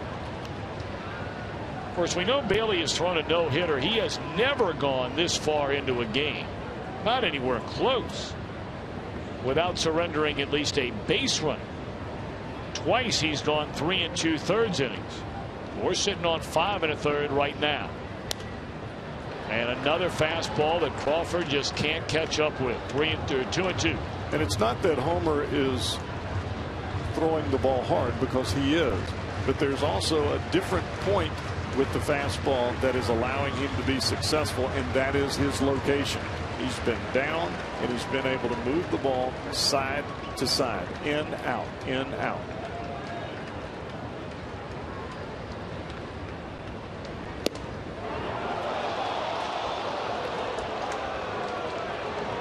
Well, you can really see Ryan Hannigan behind the plate, pumping his fist. Tons of nonverbal communication with Homer Bailey, and that really keeps your head in the game if you're a pitcher. Gives you that extra little bit of incentive, little extra motivation. Fly ball down the left field line, sliding, trying to get at his pole, and he can't get to it. Slid way too soon.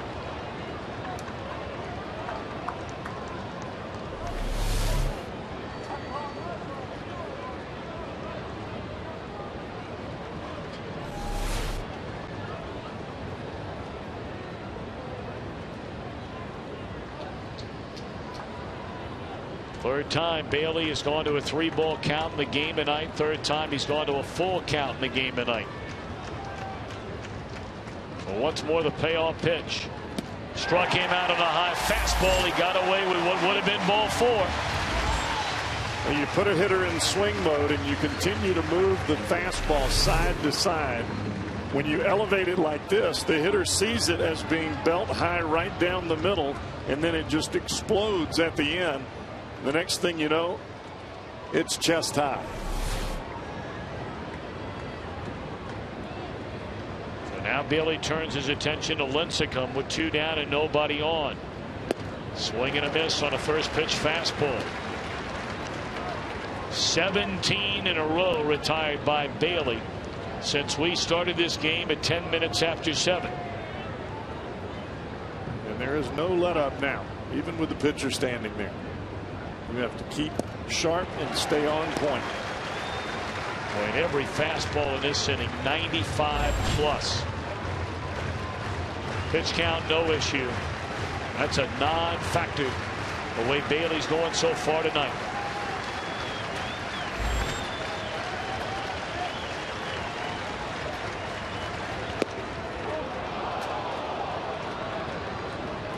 Well, with every passing out, it becomes a little more edge and tension.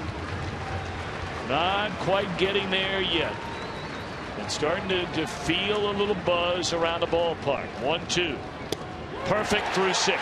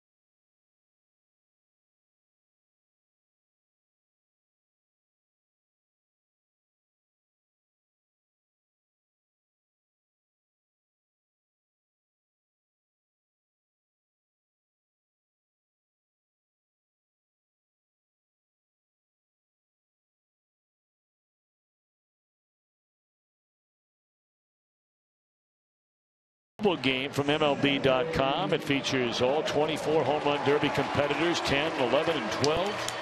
It's available on iPhone, iPad, and you can download it for free today. Swing for the fences. The only way you can do that is to make contact first. The Reds have, well, they've missed, swing and miss, that is, on 14 of 26 pitches that they've swung at on the off-speed variety. 8 strikeouts for Lincecum. Reds lead 1-0 as they bat heart of the order here in the bottom of the 6th inning. Phillies, by the way, got 3 runs in the top of the 6th inning in Pittsburgh. Pirates batting in the bottom of the inning.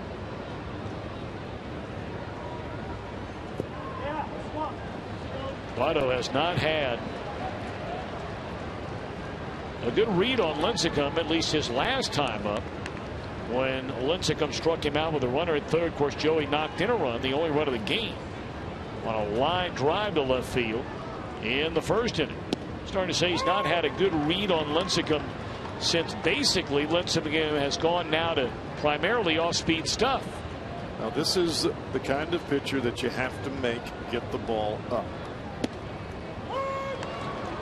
If you're looking fastball or changeup, fastball or off speed, he's going to fool you, and that's what he's done. You just have to look for the ball up in the strike zone and shoot the ball up the middle of the other way. Now, that's easier for me to say than it is to do. But that has to be your game plan going in. If you're just looking fastball, you're going to get fooled on that changeup every time. Otto Phillips bruised here in the Reds' 6th inning. And that pitch is up. You hear so many hitters say, well, I'm looking hard and I'll adjust. If you do that against Lincecum, you're going to have a swing and miss. You have to look location, middle away, and look up.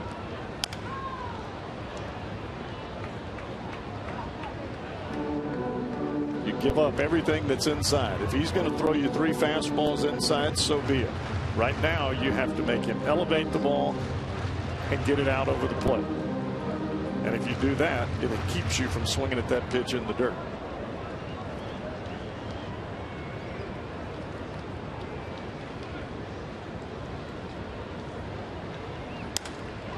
Line drive into center field. Threw him a fastball, and Votto jumped all over it for a hit to begin the 6th inning. Tonight's Ohio Lottery Mega Millions jackpot up to $70 million. And don't forget, the drawing is at 11 o'clock tonight. Still time to get your ticket. Good luck. Looked like a fastball there that Lincecum was trying to get in on Votto and left it across the plate. Votto cashed that baby in a hurry.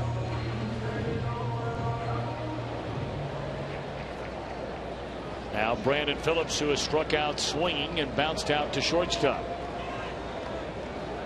Go the other way. 2nd inning in a row, the Reds have had the leadoff man aboard. In fact, they've had a leadoff man aboard in 4 of the 6 innings so far tonight. The only time they scored was in the 1st.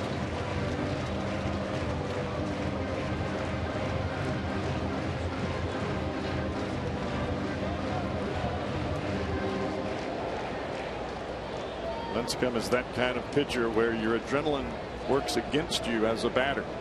He uses your adrenaline fire to his advantage by throwing you all those off-speed pitches. You start jumping at the ball and he'll eat you up.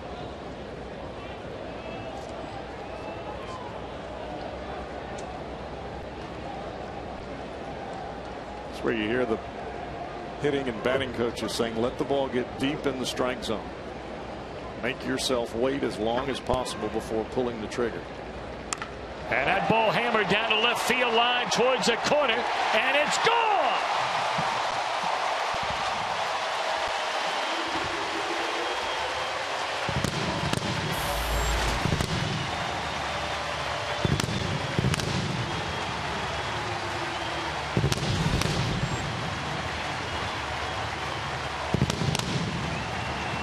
Very same pitch that Phillips struck out on in his first at bat, he hits out of the ballpark.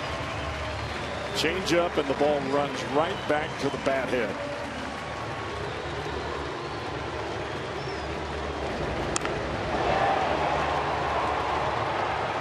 I didn't think that had a chance to go out. I thought he had hit it too much on the line. They better give out hard hats out there in the left. Well, they come in that quick, brother. Oh, kid. Oh, that little boy, he didn't get hit, but he got scared. Bless his little heart. That's a loud sound when it hits that chair sitting next to you. You're right. Especially when you're saying, Daddy, give me a nacho. Bam.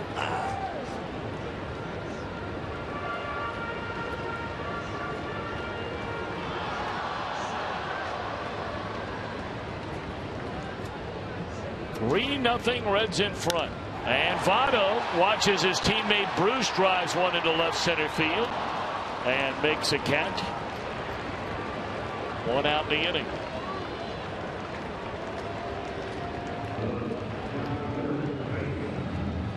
Starting to see that game plan come into effect. Jay driving the ball the other way. Phillips was dead set on shooting the ball up the middle the other way, and the ball hangs in the middle of the zone. And instead of you pulling over the top of that ball and rolling it over, your bat head is there, and you just carry it right on out of the ballpark. 0-1 to Todd Frazier, who struck out twice against Lincecum tonight. And even that swing from Frazier was trying to shoot the ball the other way.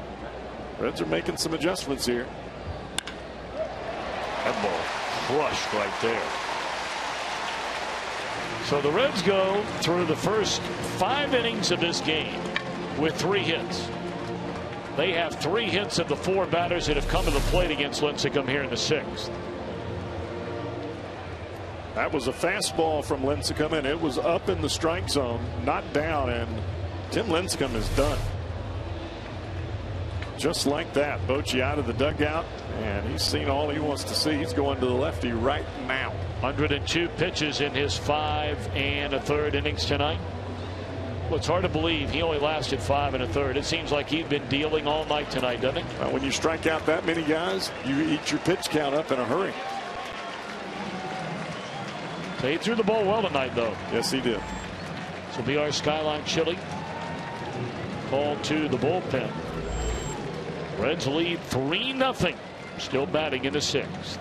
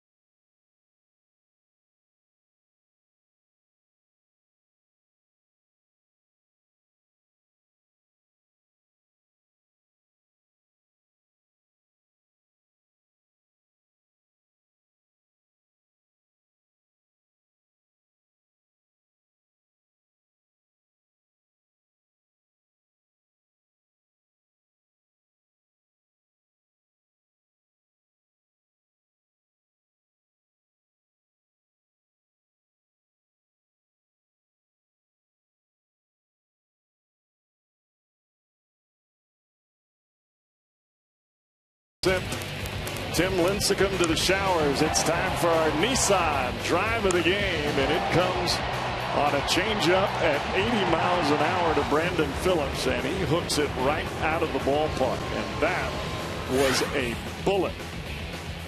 There's your hit speed. Ball came in at 80. Phillips created his own power, 102.2 miles an hour leaving the ballpark. Sometimes you use the hitter's speed or the pitcher's speed as you hit. Phillips created his own right there. Dropped the head. Jose Mijares comes on from the bullpen. We saw him last night. He worked a perfect inning with a couple of strikeouts. And he's on to face Xavier Paul. Runner goes. Got a great jump. And no chance for Posey to throw out Frazier. It appeared Frazier was going on first move there. As soon as the foot comes up, Frazier was gone. Seen a couple of times where Todd has taken off and they've picked to first, and he's been very fortunate to make it, but that time he almost had a running lead to second. So now a runner in scoring position. Reds trying to add to a 3-0 lead, batting here in the last of the 6th inning. 1-1 to Paul. And I love the aggressiveness. You don't just sit on the home run by Phillips. You just continue to add on to what you're doing. When you're playing add-on baseball with a lead, keeps everybody in the right now.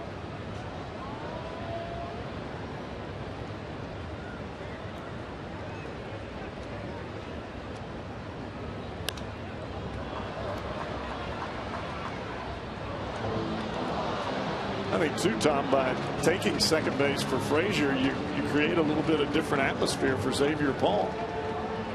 I think hitters psych up a little bit more with a guy standing in scoring position. You've got a chance for an RBI here versus just a single. There's a little more on the line now.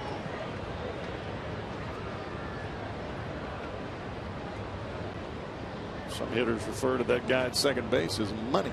I got money standing out there at second. Let me get mine.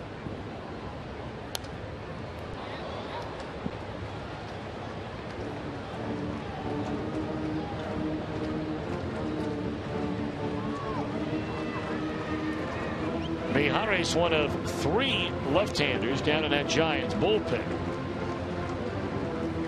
Javier Lopez is having a really good year, and so too is a one-time Red Jeremy Affeldt. Mijares was the last pitcher we saw last night, right? 1, 2, 3 inning, a couple of strikeouts. And he strikes out Paul. 2 are out here in the 6th inning.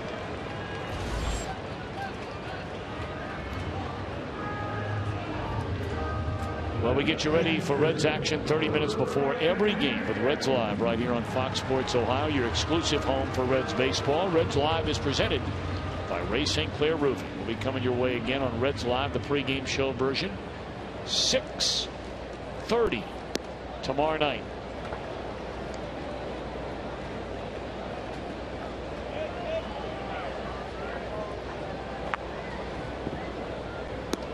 Shows you how special it was for Mijares facing the left-hander Paul. That'll be the last regular batter that gets a chance unless Homer Bailey can do something about it.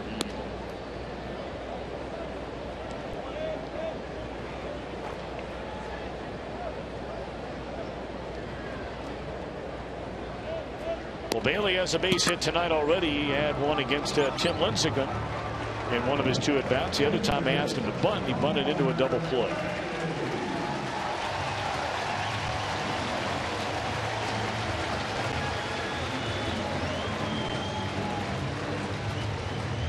Thought Lincecum threw the ball awfully well. Really well. That's about, you and I were talking between innings. That's the best I've seen him look in a long time. And I know he's had other games where this year, in fact, he's had a number of them where he's thrown the ball very well. 7 innings, 2 hits, no runs. I mean, he's had good games this year, but he's also had some clunkers like a lot of guys do. Well, he was on key with his breaking stuff tonight, both the changeup and the curveball. Well, Bailey had a pitch to hit right there. Boy, did he! You can see him. He's talking to himself.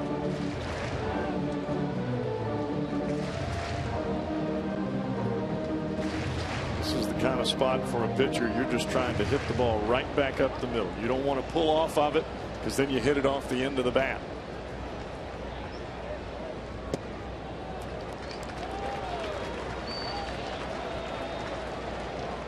Mijares floats one of those breaking balls one more time on the inner half to Bailey. Swing.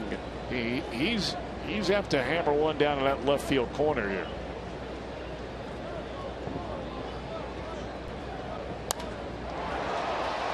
He came with a fastball that time, and Bailey hit it the other way. 2-2.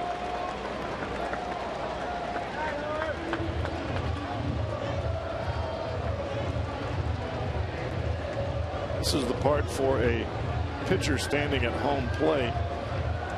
Anything that's around the strike zone, as long as it doesn't bounce, you got a pretty good chance to make contact.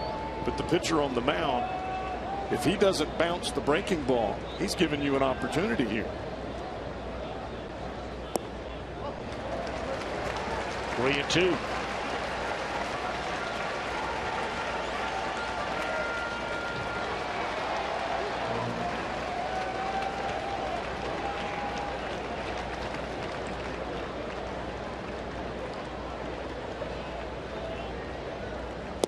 Struck him out, inning over. All right, now Bailey heads back to the dugout to refocus on taking care of business on the mound. That 1-0 lead goes to 3-0 thanks to Brandon Phillips.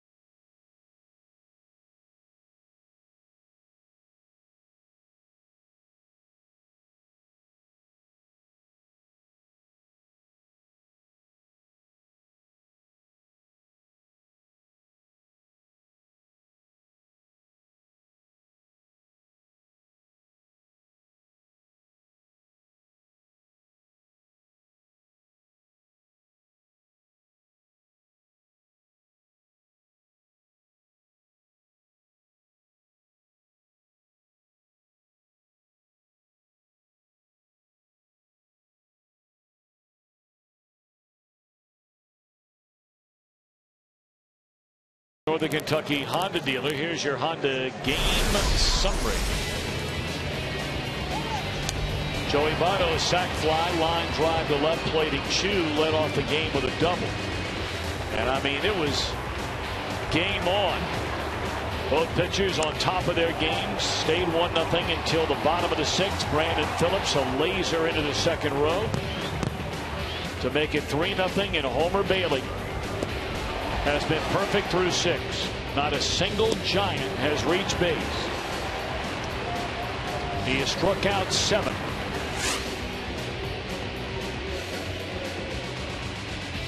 This is the kind of Homer Bailey that we were used to seeing at the end of last year. Last month, couple of months of the season, Bailey was in lockout mode as far as offenses went. And he started out this season in the same kind of spot. We'll bump in the road a few starts in May and June, but if he can get back in this kind of groove, he's had superb fastball location tonight. And it's made all the other pitches look even that much better. Derek Robinson replaces Xavier Paul in left field. And here is Gregor Blanco. Strike 1. Blanco struck out in the first inning. He flied out to left in the 4th. Well, the switch to Robinson in left field right now, you're not worried about offense. You got a 3-0 lead. You want to make sure you catch everything that heads into the air. Robinson with some great speed in left. They play Blanco slightly to hit the ball the other way. Robinson is playing extremely shallow in left field. I mean, shallow by normal standards for the left-handed batting Blanco up there. And Chu is playing a few steps in center field, drifted over into left center. 1-1 on Blanco. Fastball high. 72 pitches for Bailey, and we're just underway in the 7th inning.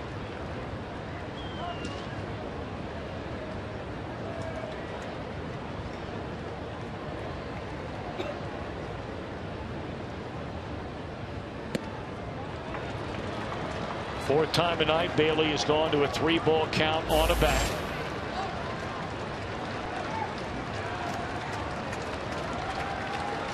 Hear the crowd already, even in a 3-1 count, trying to will Bailey to throw a strike here to the leadoff man in the 7th, which he does to run the count full. Every pitch, the further we go into this night without a Giant getting on base, the more and more this crowd will be a factor.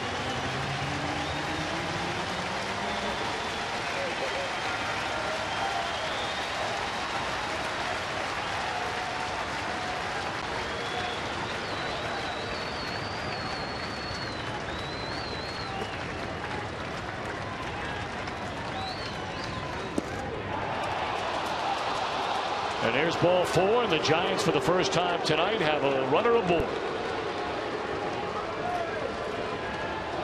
Bailey tried to go in with the fastball there. Last 5 pitches were fastballs, 4 of which missed out of the strike zone. 3 high, 1 the final one down and in. The Reds, the oldest franchise in the history of baseball, have only had 1 perfect game thrown by one of their pitchers, and of course that was Tom Browning on September the 16th, 1988, against the Los Angeles Dodgers in a 1-0 win.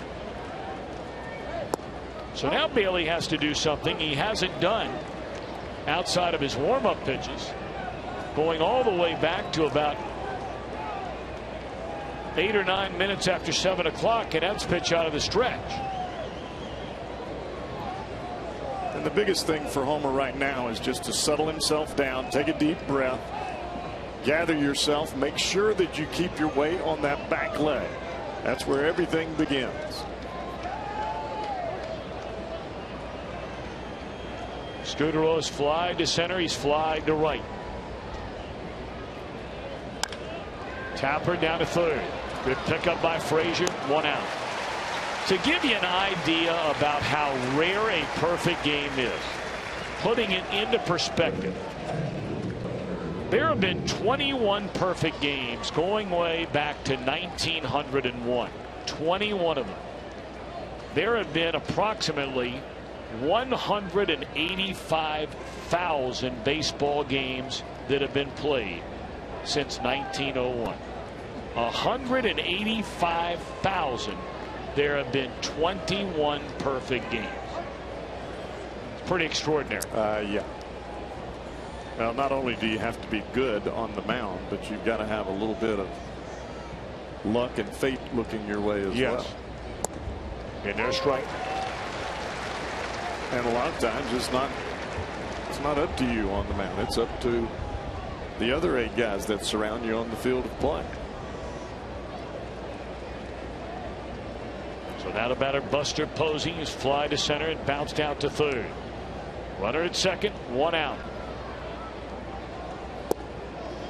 Strike 2.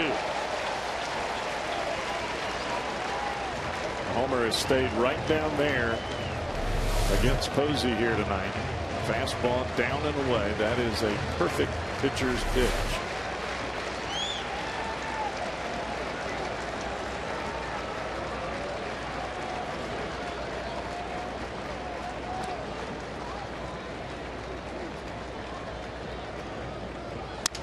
Broken back. Bailey better get to the bag.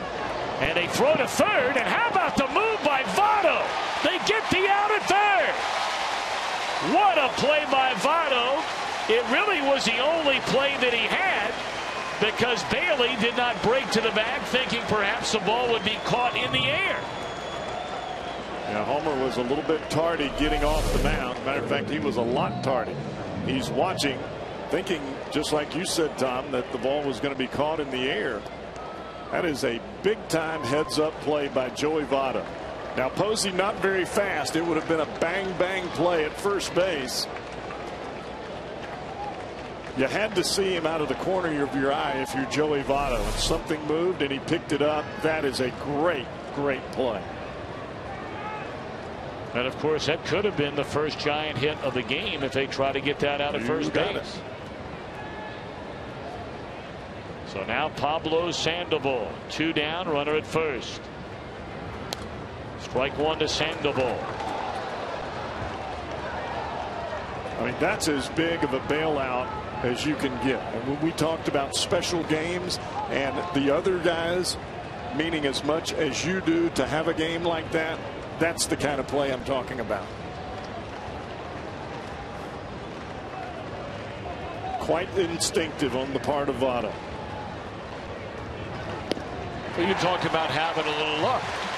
That's a case where the ball was in the air long enough where the runner at second base had to wait himself to see if the ball would be caught. Exactly. I mean, if it's a ground ball, Bailey's not getting over there. The runner easily goes to third. But because it stayed in the air long enough, you get a shot. 0-2 to count on Sandoval. A lot of the crowd now up on the 2-strike pitch.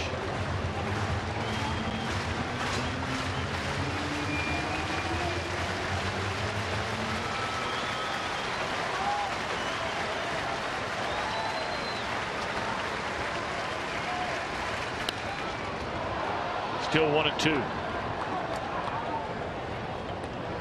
Bailey is beating Sandoval on that pitch up and away. You can't go too far up and away. You're not going to get the swing. You have to stay on the plate.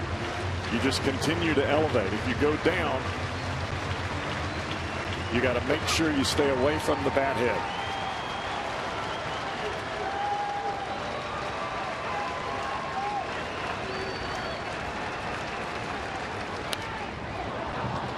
Continues to challenge with a fastball. That one at 96, and Sandoval able to foul it away. Sandoval really almost taking this ball out of the mitt of Ryan Hannigan now in back-to-back pitches. Very late swings, emergency swings, just trying to react and get some part of the bat to the baseball.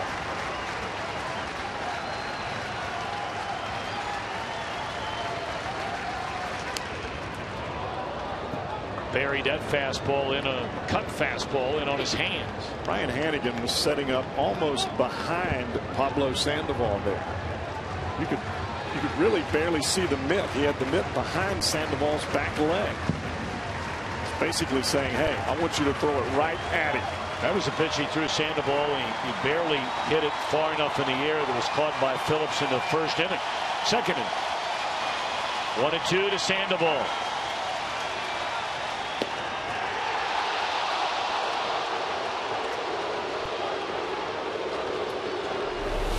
Just a bit off the plate. You can see where Hannigan's sitting, and that's exactly where the pitch was. Just off the outside corner. You don't want to go to 3-2 here, Tom. You got to make it happen right now. Tried to go to the same spot.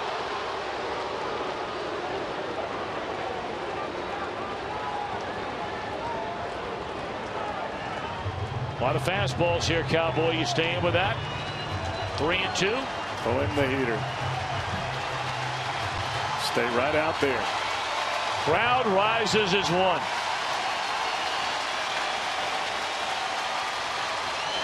No hits through 7.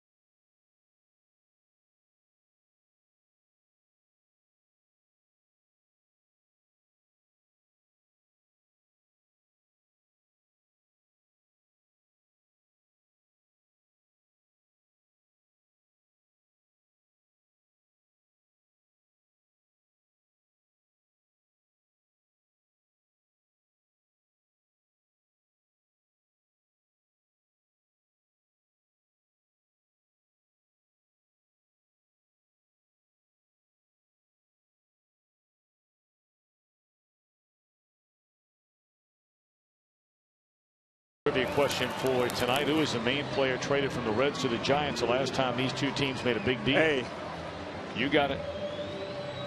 Prime time. I believe that was a Mark Portugal deal. Am I right on that? Yeah, that was a big one. The Giants got Dion, John Roper, a highly touted young right-hander, Scott Service out of the bullpen, and Ricky Pickett. Well, we had to have both the guys at the top of that Reds receive list because they both went directly into the rotation, Burba and Portugal. And Darren Lewis got a lot of playing time replacing Dion in the outfield. And we went on a pretty good run after that, I might add. We just couldn't quite beat the Braves. Well, those first 2 games were killer games. Those were games, both those games, the Reds could have won. Should have won. I know. All right, Jeremy Affeldt, a one-time Red, takes over on the mound as the Reds bat here in the last of the 7th inning with a 3-0 lead. Of course, all the drama still to unfold before our very eyes. With Homer Bailey having not allowed a single base hit through 7 innings tonight. Lost a bid for a perfect game with a leadoff walk to Gregor Blanco in the 7th inning. Reds gave him a little bit of breathing room after Chu doubled, scored on a fly ball by Votto in the first. Brandon Phillips clubbing a 2-run home run their last at bat to make it a 3-0 score. Bruce Bochy for the Giants is playing this game as though it is a 1-run ball game. Normally Affeldt is usually reserved to pitching when the Giants have leads, which has been few and far between for the Giants lately. 6 of their last 7 the Giants have lost. This has been a road trip that would sound the death knell for a lot of teams. For the Giants, they have had a tough time. Swept in LA, won 1 game in Colorado. Tell you what, though, this goes back, even further than that. I mean, you're talking about a Giant team that over their last 44 games has won only 16 times in 44 games. That's beginning with a series they played in Toronto back in the middle of May. They only won 8 times in June, right? That is rough. And Chu drops one into left field. The key for Chu, after having a couple of those caught, is just hit it over the third baseman's head. That's a big deal when you're getting a hit off a left-hander for Chu. We'll kick off the 4th of July weekend here at Great American Ballpark. Reds begin a 3-game set Friday against the Mariners. After the game, stick around. We have the big post-game fireworks show presented by PNC Bank. Dusty Baker picking the soundtrack for that one. 513-381-REDS or visit reds.com/July. Night game tomorrow night, day game on the 4th of July, and then Friday night, Saturday, Sunday afternoons. I say let him swing it right here.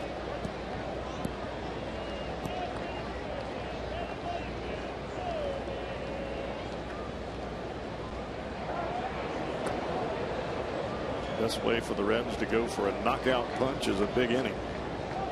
Get a big inning by swinging the stick.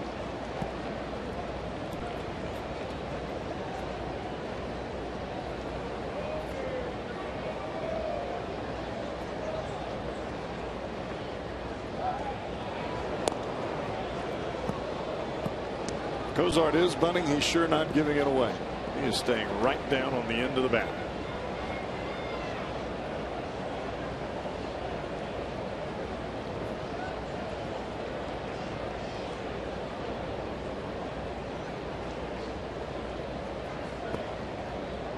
No sign of a bunt. Ball 1.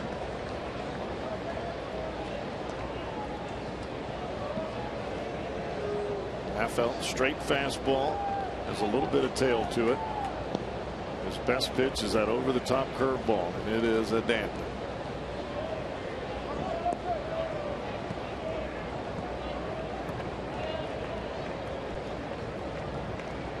Bonanno on the Red shortstop.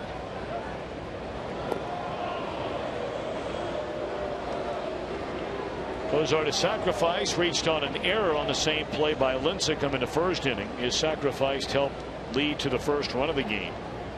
Bounced into a fielder's choice in the 3rd, struck out in the 5th. Foul out of play, a ball and a strike. Cozart looked like he was trying to find that hole on the right side. And Brandon Belt holding the base runner on. Scudero at double play depth gives you a nice wide target over on that right side. Scudero awfully good on the offensive side, but he doesn't cover the ground on that side of the field like Brandon Phillips.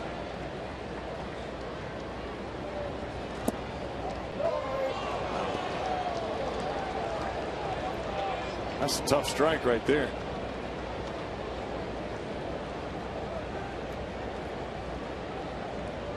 It's not really a pitch you want to swing at any time. Even with 2 strikes, can't hit it. 1-2 to Cozart, and that one gets away from Posey, and Chu will advance on to second base. That'll be a wild pitch on Affeldt. Well, Affeldt is going to get the wild pitch here, but the catcher Posey didn't try to block this ball at all. As a matter of fact, he just tried to what we call Olay it. Just threw the glove out there and turned his head.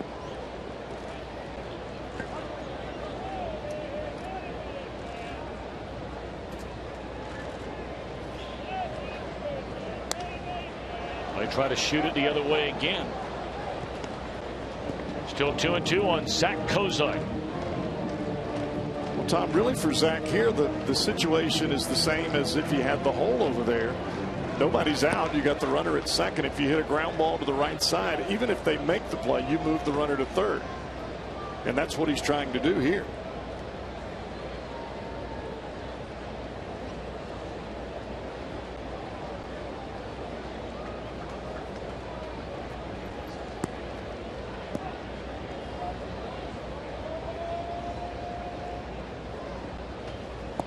Breaking ball swung on and missed, and that's the first out in the inning. Not a productive out for Kozart.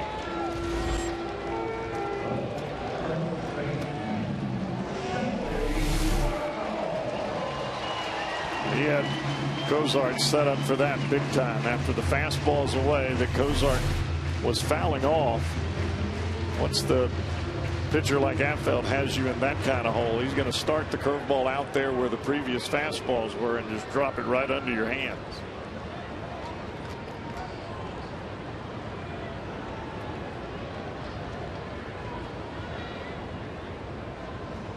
Oh, breaking ball inside of Votto.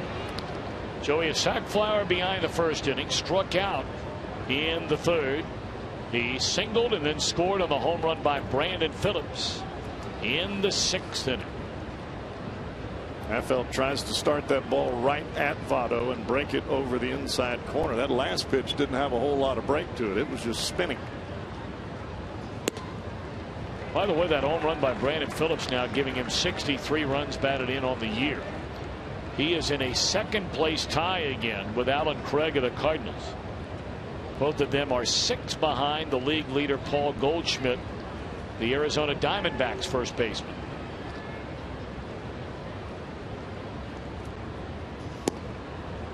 Ball 3 to Votto with Brandon waiting on deck, and he might get a chance to pass Mr. Craig here in a moment.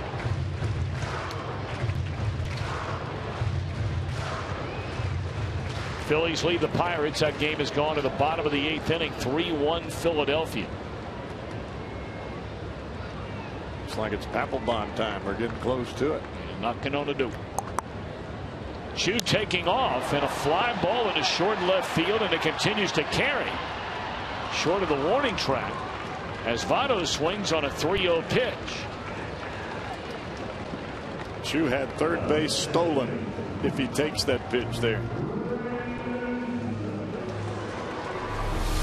Boy, what a great jump by Chu. Of course, if Votto hits that on the ground or in a line, it's an easy run score.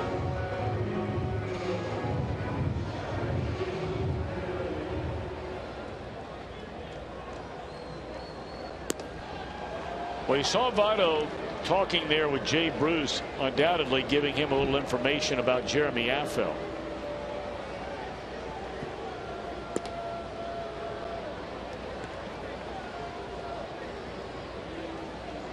That was a very, very odd ending to that at bat. Votto, a guy who's so selective, and of course much has been made about, does Votto walk too much? I mean, there's that whole thing going on out there, and but for a pitch in that location for Votto on 3-0 to go out there and get that's rare for him. Not swinging 3-0. He'll do that from time to time, but just on that location. Just that he had to reach for it. It didn't look like a pitch that caught a whole lot of the plate. But then again, if you're standing at the plate and you're looking away, it looks better to you than probably what it actually was. Sure. He hit it hard. Yeah. Just got under it just enough. So now Bruce, breaking ball away from him. Jay 0 for 3 is grounded to second, struck out swinging, line to left. All those at-bats were against tonight's starter Tim Lincecum, who was charged with 3 runs, 6 hits, and 5 1/3 innings. Lincecum walked a couple of batters tonight, punched out 8. This will test Jay to the nth degree as his left-handed on left-handed success has been this year. He has been awfully good against left-handed pitching. Probably better right now than he's ever been in his career.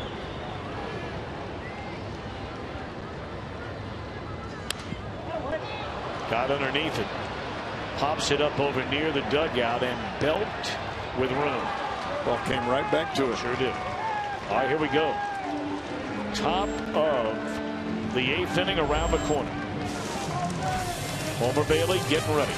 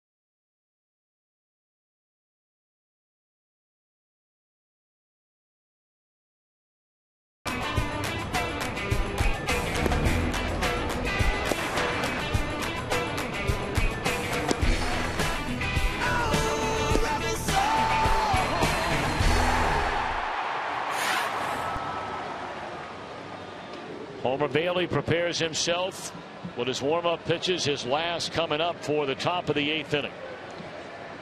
Bailey retired the first 18 batters of the game if you're just joining us. And it's funny how just around town word can begin to spread. In this day and age, whether it's somebody gives you a buzz from a cell phone, you get a text from a friend who's watching the ball game somewhere else. Hey, you checking out the Reds? Get on down here. Bailey's working on a perfect game, and that he was before he walked Gregor Blanco to lead off the 7th inning. He proceeded to retire the next 3 batters, Scudero, Posey, and Sandoval. So here we go in the 8th inning. 3 runs, 7 hits for the Reds. No runs, no hits for the Giants. Hunter Pence, Brandon Belt, and Andres Torres, a scheduled trio in the 8th.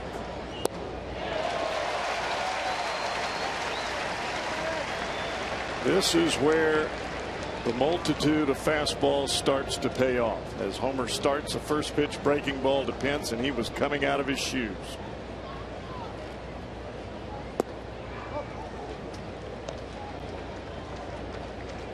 You establish the fastball early in the ball game, and that is exactly what Bailey has done. Now it's time to finish her up.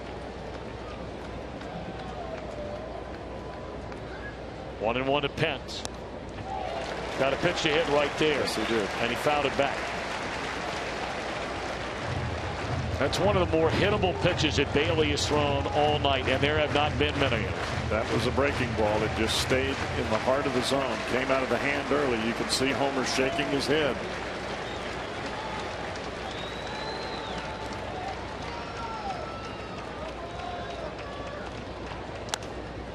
Popped up. This will be out number 1 in the 8th inning. Fastball runs right in on the hands of Hunter Pence. We're coming up after our game tonight. Fox Sports Ohio will break it all down. Reds Live. It's brought to you by Kings Honda and the Kings Auto Mall. Visit KingsHondaUSA.com. Homer Bailey with 5 outs to go.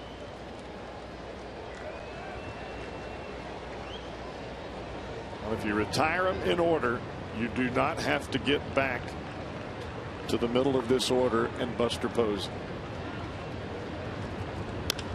High fly ball in the right field. This will be the 2nd out in the 8th inning. Bruce squeezes it tightly. Both batters here in the inning, Homer has started them with breaking balls. He got a swing and a miss by Hunter Pence. That breaking ball got in on the hands of Brandon Belt.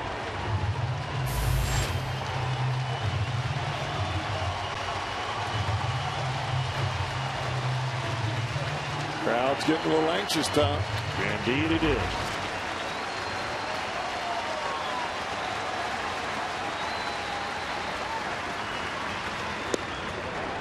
Andres Torres, a batter, looks at a fastball inside, ball one.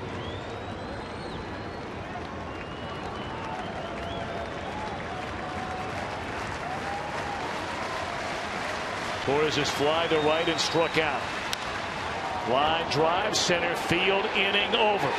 Homer Bailey will go to the mound in the 9th inning with a chance to pitch a no-hitter for the second time in his major league career. Don't you dare go away.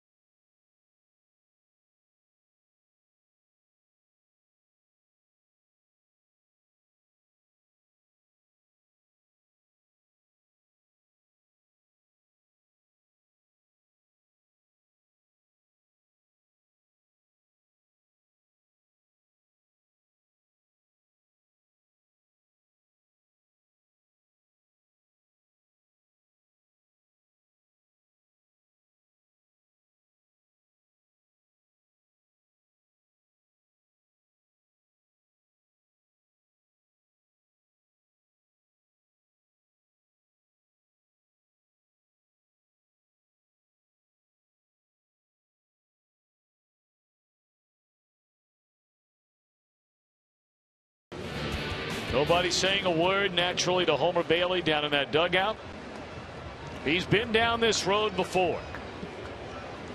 There's not been a no-hitter thrown in Major League Baseball this year. So the last no-hitter thrown in baseball was by Homer Bailey in Pittsburgh last September. The closest thing that could have been a hit, would Bailey have beaten the runner to the bag, Buster Posey? We'll never know, because Joey Votto alertly noticed the runner Gregor Blanco had to wait to see if that ball would be caught in the air, and rather than take the chance at first, he threw out the lead runner at third. Special games call for special plays. Giants will go to their bullpen and bring on Sandy Rosario. He has not been up long. This is his third stint with the big league club. Last 11 innings, only 2 earned runs.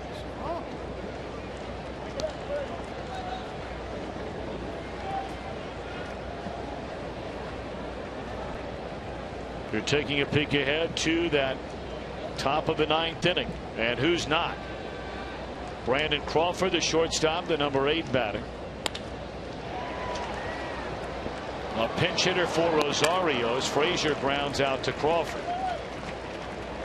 And then the only Giant who has reached base in a game tonight, the leadoff man, Gregor Blanco. If you recall, in Homer Bailey's no-hitter last year against the Pirates, the 15th thrown in the history of the Reds, Homer Bailey walked one batter in that game, Andrew McCutchen.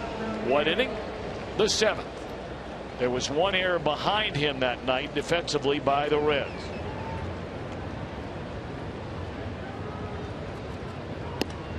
Derek Robinson bats for the first time. Strike one.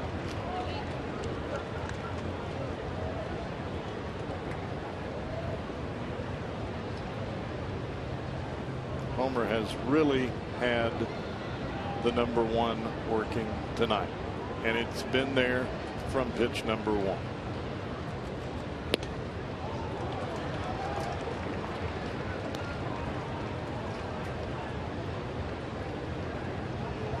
And like you said, Tom, there's only been one time that you can really remember in the ball game where he's left a pitch up that was very hittable, and that was in the last inning to Hunter Pence, and it just got fouled off.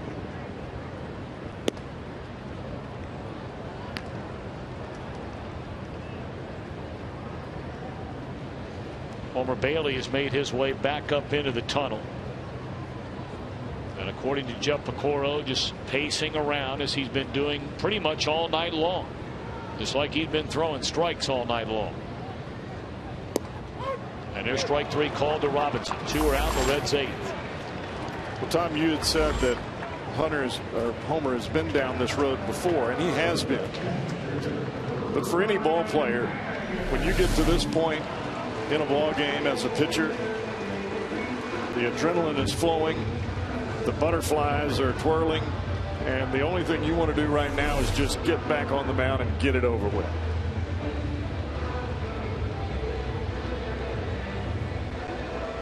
You know, Jeff, I asked you the question. You take all that in consideration. I would imagine just the actual act of walking up steps, of picking up your bat.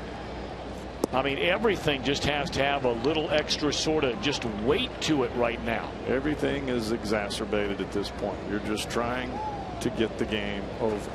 Your head is spinning. The only thing you're thinking about is how you're going to pitch Brandon Crawford, then the pinch hitter, and how you're going to get Gregor Blanco out. If you're thinking about pinch hitters on the Giants bench, they do not have a left-handed batter that can come off their bench. They have switch hitters. Tony Abreu, an infielder, Hector Sanchez. More than likely we won't see him as a backup catcher. You've got Joaquin Arias. He's the one that the Reds saw the most of in the playoffs last year. He played really well in the playoffs. He really hit the ball well. And he is a good fastball hitter. Right-handed batter. Yes, he is. They also have Juan Perez and Guillermo Quiroz, who we saw last night.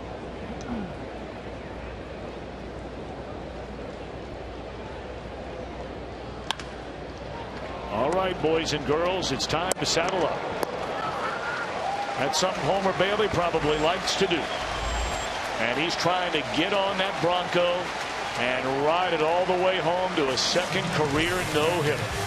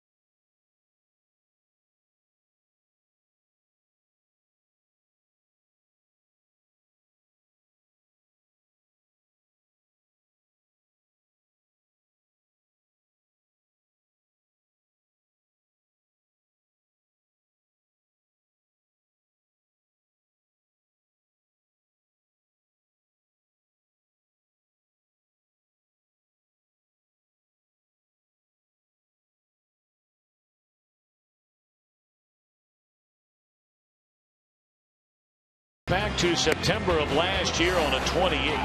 This was the last no-hitter in all of Major League Baseball. When Homer Bailey no-hit the Pittsburgh Pirates, the first time there had ever been a no-hitter thrown in that ballpark.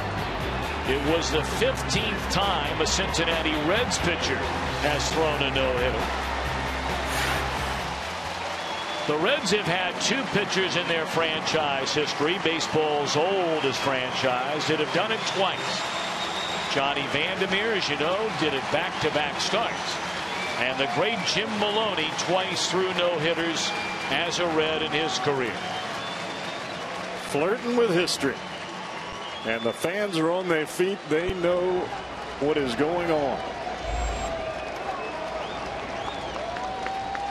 Brandon Crawford to lead things off against Bailey here in the 9th inning. First pitch fastball buzzes in there at 96 for strike 1.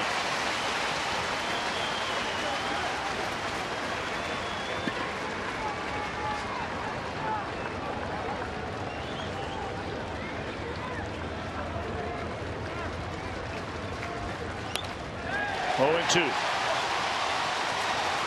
Well, this is the kind of buzz that you love creating for your ball club. Whether it's the big swing of the bat or whether it's a game like this, get everybody thinking back in the winning way. What road trip?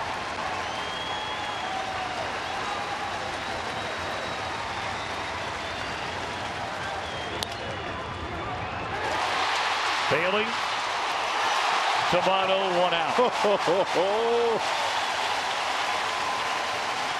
You time your leap perfectly. Then you realize, oh, I got to throw it. Bailey threw that ball to Joey Votto about as fast as he threw that pitch.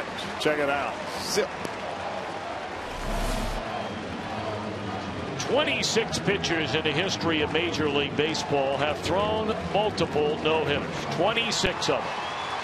Only 2 other active pitchers in Justin Verlander and Mark Burley. But boy, you're talking about some of the great names of all time. Nolan Ryan, Sandy Koufax, Bob Feller, Jim Bunning, Warren Spahn, Randy Johnson. There's ball 1 to the pinch hitter Tony Abreu.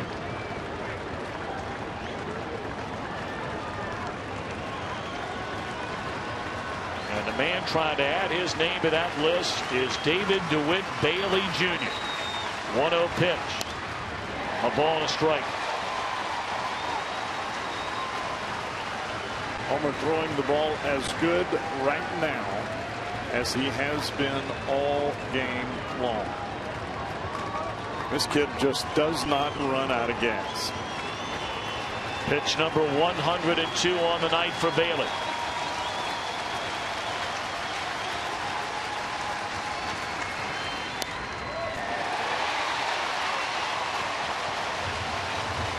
A ball and 2 strikes on Abreu.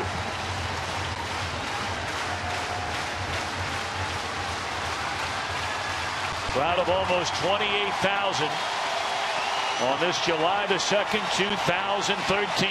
Hoping to watch history. Well, there is no better feeling on the mound than to hear what Homer's hearing now. That's right where Hannigan wanted, hoping Abreu would chase. He does not. It's 2-2. Hannigan almost standing there wanting to pitch up and away.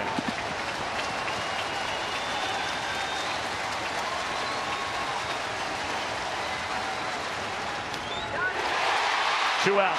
Nope, ball squirted out of there. You can see the anxiety in Homer's face with that pitch there. Fouled at home plate. Punches the glove after the pitch. Check Homer out. You can see the eyes open and then punching the glove. He wants it. 2-2 on Abreu. 2 out.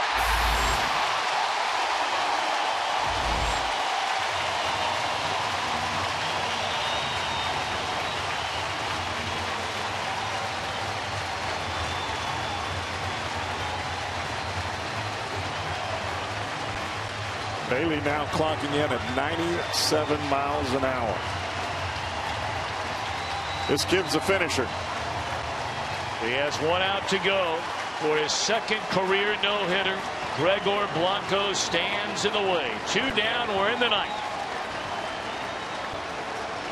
Blanco, the only Giant to reach on a walk back in the 7th inning. Strike one.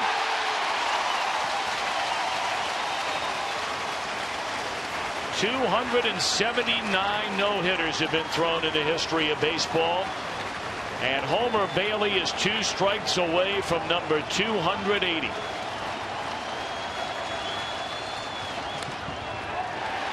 One strike away. Well, we are playing nothing but just good old-fashioned hardball. Homer's just reaching back and letting it fly.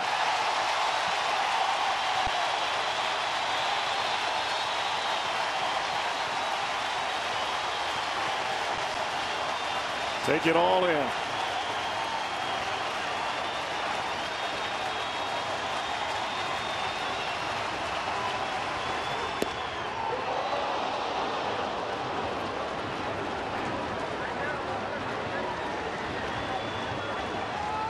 Well, you get the feeling that Hannigan and Bailey are living in the same body right now. Hannigan wanting it just as much as the guy on the mound. A strike away and out away is Homer Bailey. Ground ball to third. Frazier gloves. Throw to first, and Homer Bailey, for the second time in his major league career, has tossed a no-hitter.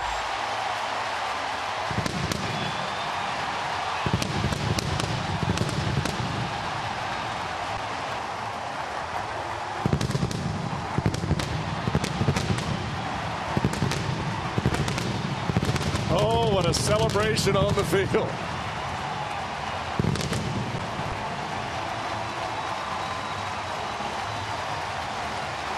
Homer Bailey joins Johnny Vandermeer and Jim Maloney as the only 3 Reds in franchise history to throw more than 1 no-hitter. Each of them threw a pair. Homer Bailey throws his second on this July the 2nd, 2013, in a 3-0 win over the San Francisco Giants.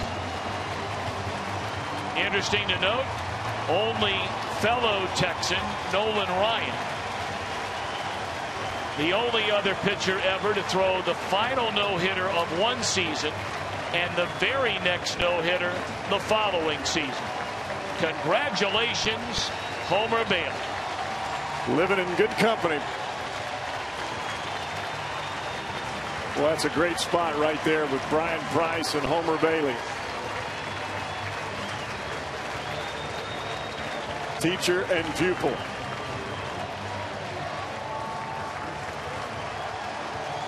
Okay.